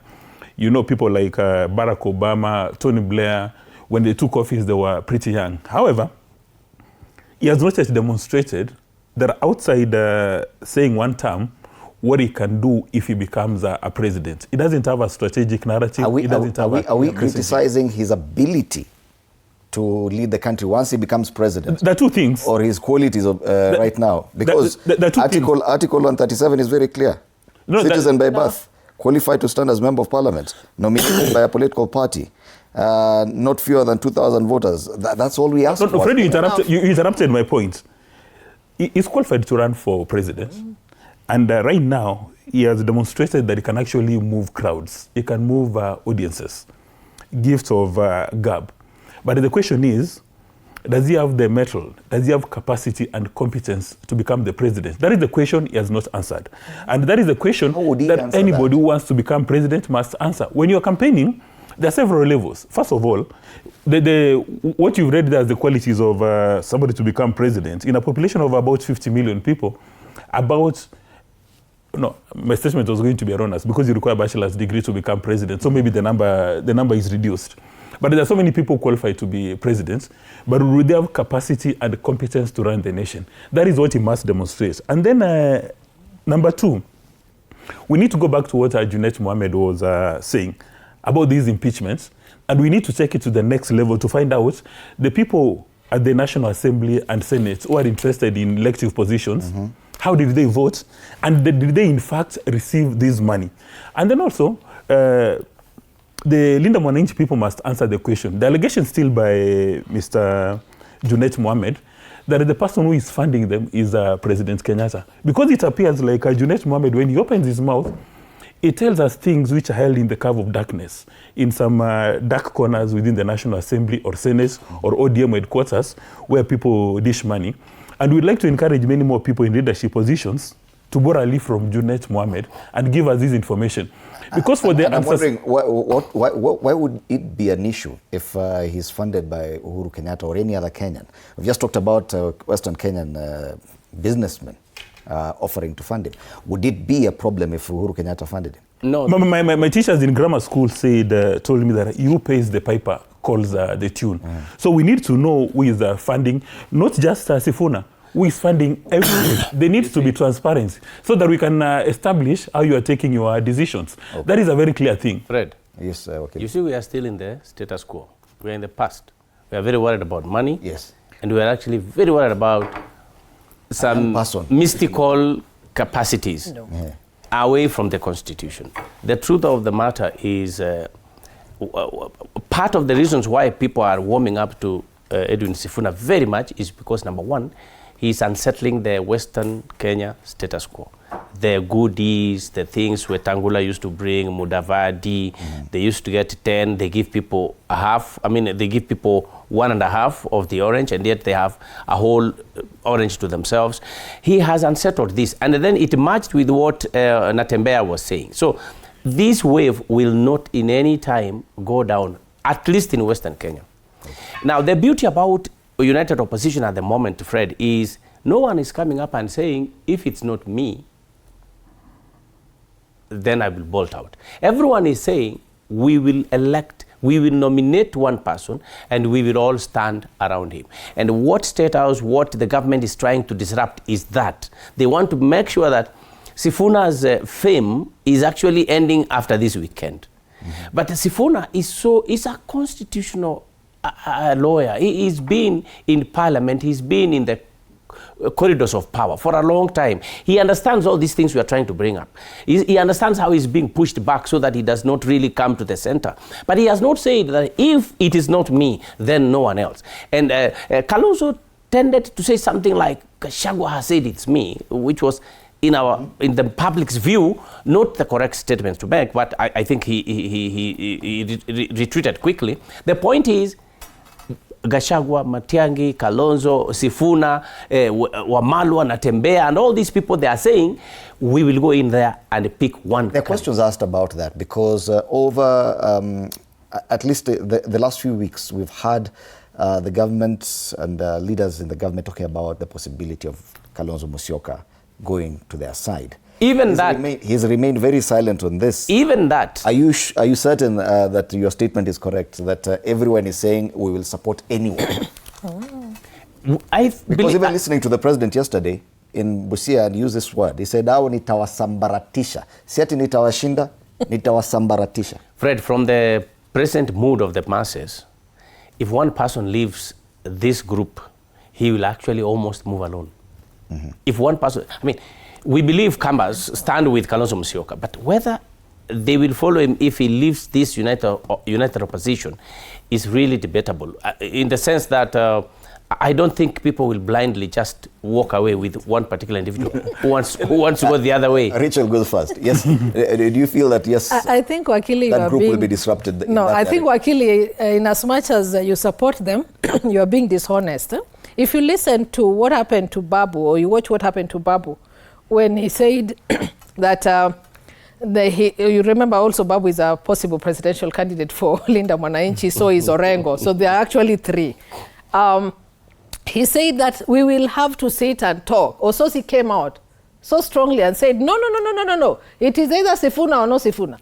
So I don't think if, according to the Luya community as at now, that is Bungoma, Ososi team, because Ososi came alone, there are no people from Vihiga who followed him, and Trans Nzoia would want to listen to anything if Sifuna is not the presidential candidate for this opposition, united opposition. And yes, we know what is happening to Rigiji, and so for him, for now, he doesn't know whether he can vie or not vie. So I think that's why he's not very strong in coming out and saying, I also have to be there. But the Kamba community also came out just the other day and said, no, it is our time. It is our time. So it is our son who is going to be the president, the next president of this country. So I think it's unfair to say that that Team Sifuna would not walk away from united opposition. It is almost at 70% because they are very adamant. It is now our time, it is a young person and all this. And yes, politics of Kenya is slightly moving. And that's why I'm talking about Sifuna strongly, that if you really mean well for this country, if you want to be a possible candidate, then Sifuna, we want to listen to issue-based politics. What is this that you are planning to do for this country? Just saying one term is not sufficient. Okay. Just telling us that we are going to so we are not going to continue building houses because our chicken is not going to panda Jew. That is not enough. We want to know, yes, what are you going to do on the social welfare of the community? What are you going to do? Just listen, you had your time.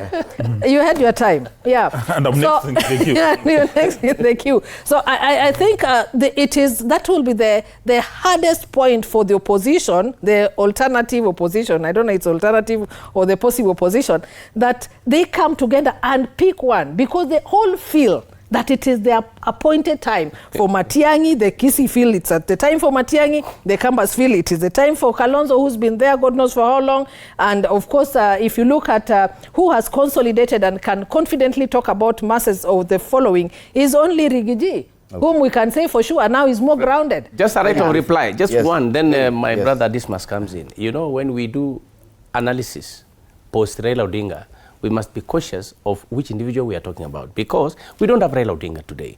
And who is coming near Raila Odinga? It is Edwin Sifuna. Now, when you say that maybe a whole Luhya nation can walk away if it is not Sifuna, or Kamba nation can walk away, what did Raila do?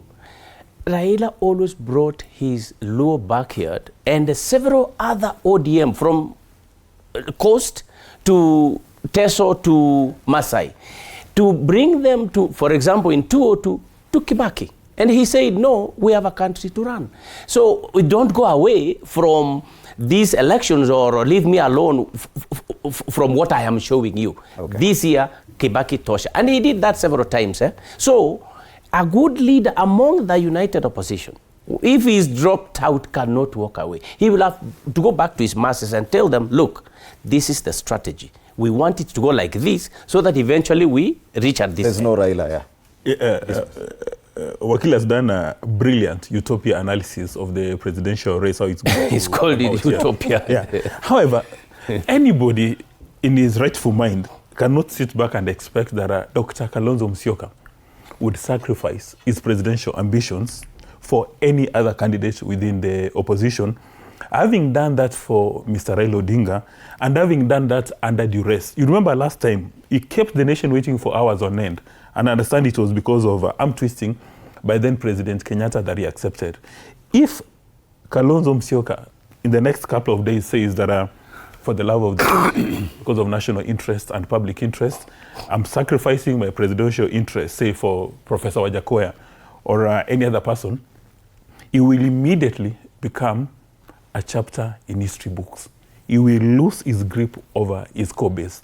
That is why you hear people talking about what numbers can you bring to the table? But what option numbers does can he you have? bring to the table? Even if he goes to President William Ruto, he would not become president. What better seat would he be offered? There's a very high chance, and the probability does exist, that whether or not he comes out as the candidate for the united opposition, his name will be in the ballot. In fact, you are unlikely to lose your money if you bet that Kalonzo will be on the race, President Ruto will be on the race. Maybe the other thing we should be asking ourselves is that will Dr. Matiang'i accept a decision which, according to him, does not have the people giving the final word? But sitting back and expecting that Mr. Kalonzo Musyoka, who has been doing press-ups from the time he was 28 years old, from the time he joined the National Assembly, then he became a deputy speaker, he's been doing press-ups, heavy lifting, cardio, waiting to run for president, and you tell him, wait, Mr. Kalonzo Musyoka, can you take a back seat? Well, he's been criticized as appearing very reluctant, because well, obviously, that is a statement his of name fact. does not appear anywhere in all these pages. I think you missed ODM. Him and ODM, I think... no, I can see Kalonzo's absence from spotlight allows Sifuna to build momentum. It's there on page 7. Actually, in the Muli, allow me to give him pro bono advice. He needs to come out and demonstrate his killer instinct. Okay. Not that he wants to kill anybody, but his instinct to become president. Thirsty. You remember during the last election, you wouldn't get that from President Ruto was very thirsty. He did so many rallies. He was very thirsty. It's a year to election. He wanted to be president. Yeah. Even Mr. Rigiji, who doesn't have a chance of becoming Kenya's president, at least in the 10 years, he's coming out, he's doing rallies. Whether or not it's toxic politics, whether or not he's killing party politics in his backyard, whether or not he's branding everybody who doesn't agree with him as a traitor. But you can see there is effort directed in the wrong direction. Okay. Yeah, you know, the makings of a dictatorship. Because but of you time, can see efforts. Because of time, I'd want us we have to have our final comments. And I would have wanted us to have the debate on the race for President William Ruto's running mate for next year. Now that ODM have already started mentioning Wycliffe Oparanya. We do have a bite from the current deputy president. If we may have that one, just to create a basis of what is shifting on that side of the political divide as well. Unajua mzee Kiraitu, hakuna mtu mwingine ako na si ambayo uko nayo. Hata mimi sijafikisha hapo. What you do, wenda utafute Rais mstaafu Uhuru Kenyatta. Ni kiongozi wetu, sisi tulimuunga mkono 100%. Siku alikuwa na kesi kule Hague, wakiwa na naibu wake wa siku hiyo, Rais Ruto. Mimi nilikuwa wa wale mawakili ambao tulikazana mpaka akarudi hapa Kenya, akakuwa rais na William Ruto akakuwa rais. Na wakati amekuwa rais sisi tumemuunga mkono. Kwa hivyo utafute kiongozi wetu Uhuru Kenyatta, umwambie muzungumze, ndio sasa kama watu ambao mmestaafu muhakikishe ya kwamba hii jamii imekaa vile tuliipata. Hatuwezi kukubali hii jamii ya area hii iongee kwa lugha tofauti. Tutaongea lugha moja, na lugha ambayo tutaongea ni lugha ya two term. He's ended it in a very different way, but you can see, and this coming from what Rigathi Gachagua said about him, that huyu ni kijana yetu, I don't want a tax against him. He appears to be changing tune as well. This coming at the same time, now ODM is demanding for the number 2 slot as well. Do you think that that is going to be a big talking point going forward? That yes, he no longer appears comfortable in that seat, and he's looking for support from the same region that feels aggrieved by President Ruto. You know, the politics of central Kenya in the recent past has been of that of emotions and projects. So the Mount Kenya West, where Rigiji comes from, has been, there are a lot of emotions. You removed our son, and so we feel agitated because we supported you and you did this. And of course now the Easterners are feeling it's also our time to be in the leadership of this country. So seeing them coming together, even Rigiji said something almost similar yesterday in Meru, that our unity is our strength. It's when they're realizing that when you have a stronger support base, then your bargaining power, your bargaining chip is higher. But if you weaken this base, then how do you go there and start talking about, I want to be a number 2, just because probably you have the money or something, or the resources or something like that. It is largely about what are you bringing in terms of votes. I remember after we voted, again, there is another issue in Parliament. Does the president have the support of Parliament or not? Or you've gotten in with lesser members of Parliament. Then now we start seeing MPs being bought just to support some of the government's initiative. So what we are seeing in central Kenya is they've realized we may even lose what the Easterners have. So then how do we even support then the Easterners, or how do we come together to ensure that whatever happens then, we are in the leadership? So going forward, I think they want to probably support the Deputy President Kindiki, just for them not to lose, because they already know who is the strongest possible person in Western Mount Kenya West. That is Rigathi Gachagua. Does he have any chances, remote chances, of even being the president? Zero. So what then do we do? Let's support what we already have, so that we don't lose it in entirety. So I think we are yet to see more of that. We just talked about Kalonzo Musyoka and how consolidated the Kamba vote, or the central vote, the Kamba Eastern vote is for him. And then we are also seeing Nyanza region, the 4 counties is the same. And then we are seeing coastal region is the same thing. So everyone wants to come onto the table by gaining with what they already have. And that's why we are seeing Central Kenya now trying to come together. Let us put our heads together and see which way for Central Kenya as central region, not Mount Kenya East, not Mount Kenya West. Because when you look at the numbers, I think they're on page 7 or something. When you look at what Mount Kenya West has vis-a-vis Mount Kenya East have the least numbers when it comes to voters. And that's where the sitting deputy president comes from. So if we lose this just because we want to be in the alternative, the opposition, or we are fighting our own, it's actually them, they're actually fighting their own. Because you removed it from Mount Kenya West and now gave it to Mount Kenya East. Now they are fighting where we have the other four counties. So I think largely what we are seeing is people trying to consolidate their support so they have a very strong whatever. Yes. Wakili, this battle for William Ruto's number 2 it appears to be the biggest discussion. The deputy president appears to be struggling with words there. Do you feel that he's no longer comfortable and he's looking for support from everyone? Completely uneasy, but we need to start this from the time the Kenya Kwanza nominated a person to deputize William Ruto before William Ruto became president, and that's where the matrix begins. First of all, they said it was Rigathi Gachagua, but then again they said no, it will be Kindiki. And then later on, Gachagua seems to have said, no, I cannot accept this, I must be deputy. For some reasons, that's what we call this, black room, when people go inside there and what they discuss. And then they end up saying it is this and not that. And there was animosity. Much as Professor Kindiki did not bring it out at that time. In fact, he used long words. He said, a country is better than as an individual. I will leave it to God. And now, this is where today we find Kindiki.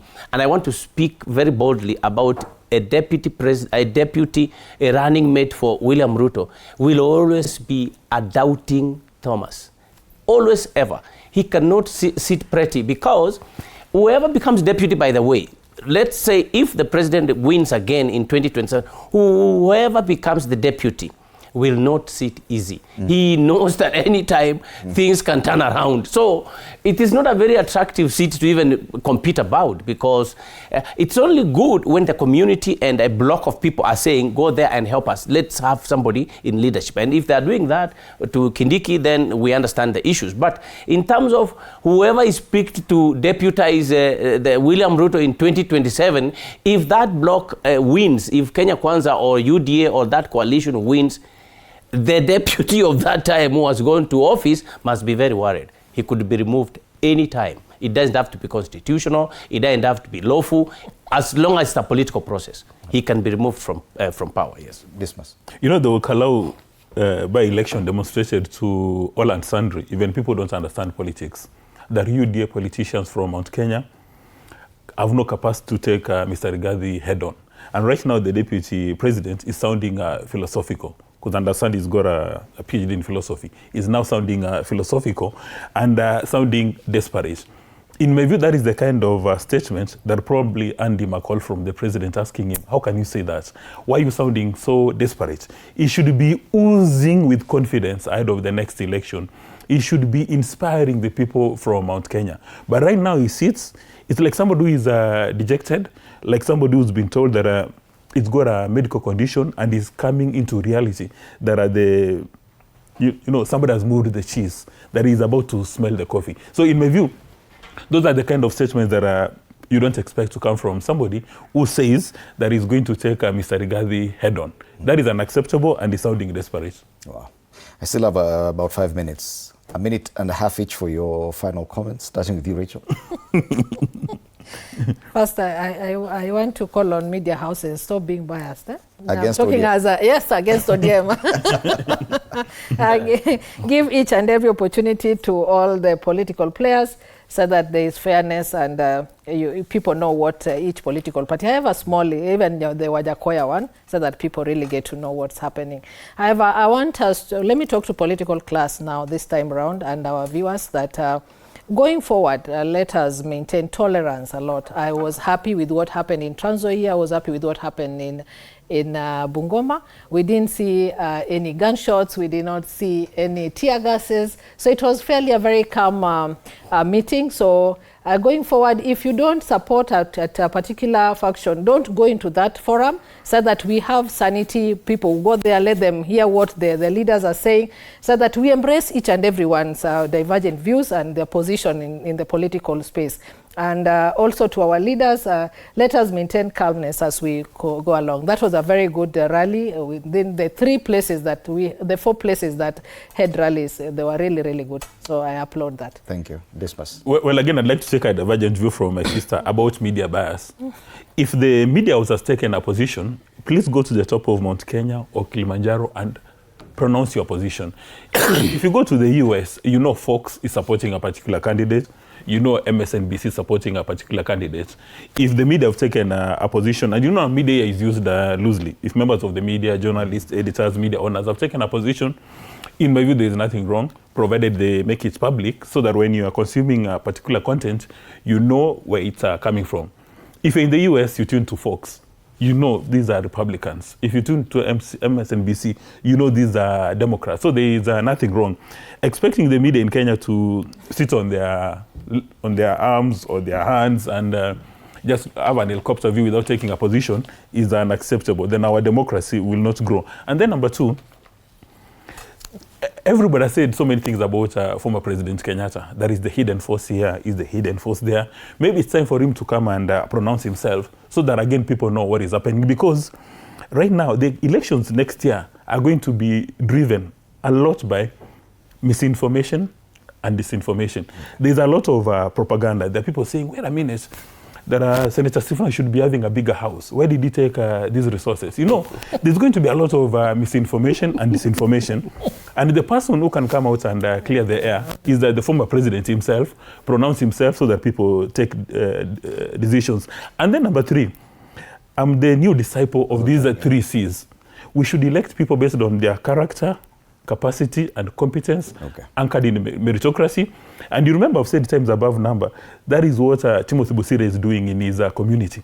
You must identify people who have character, capacity and competence, irrespective of the political party, irrespective of their birthdays. Asante sana.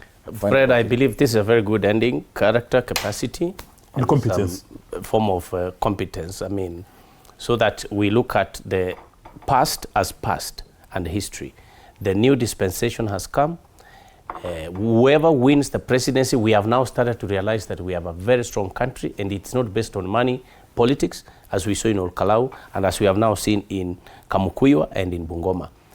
Citizens are prepared to elect a person who is close to them or who understands their aspirations and objectives.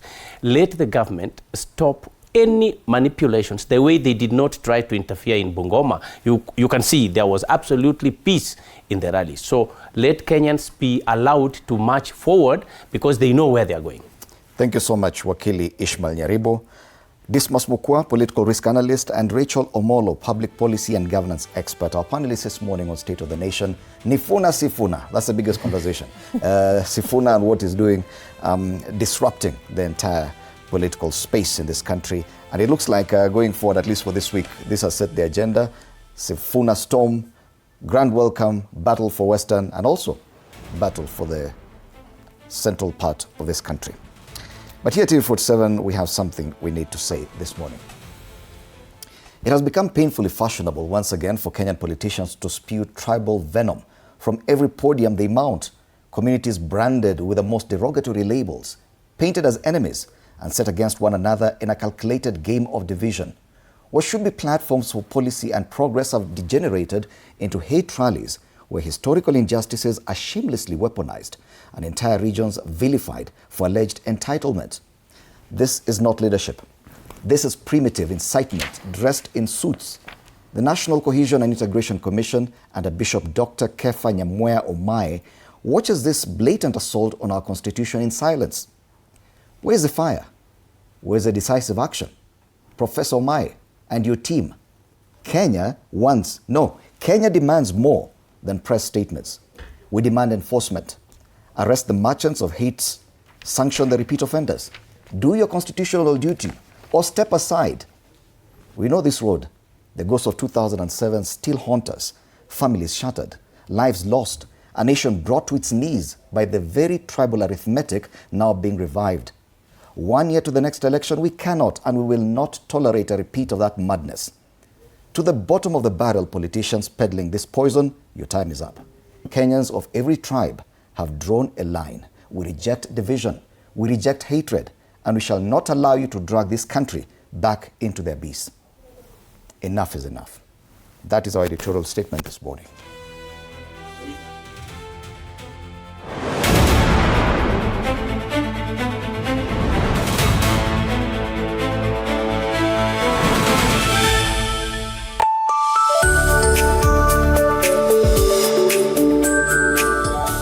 Affordable monthly TV packages from Azam TV today.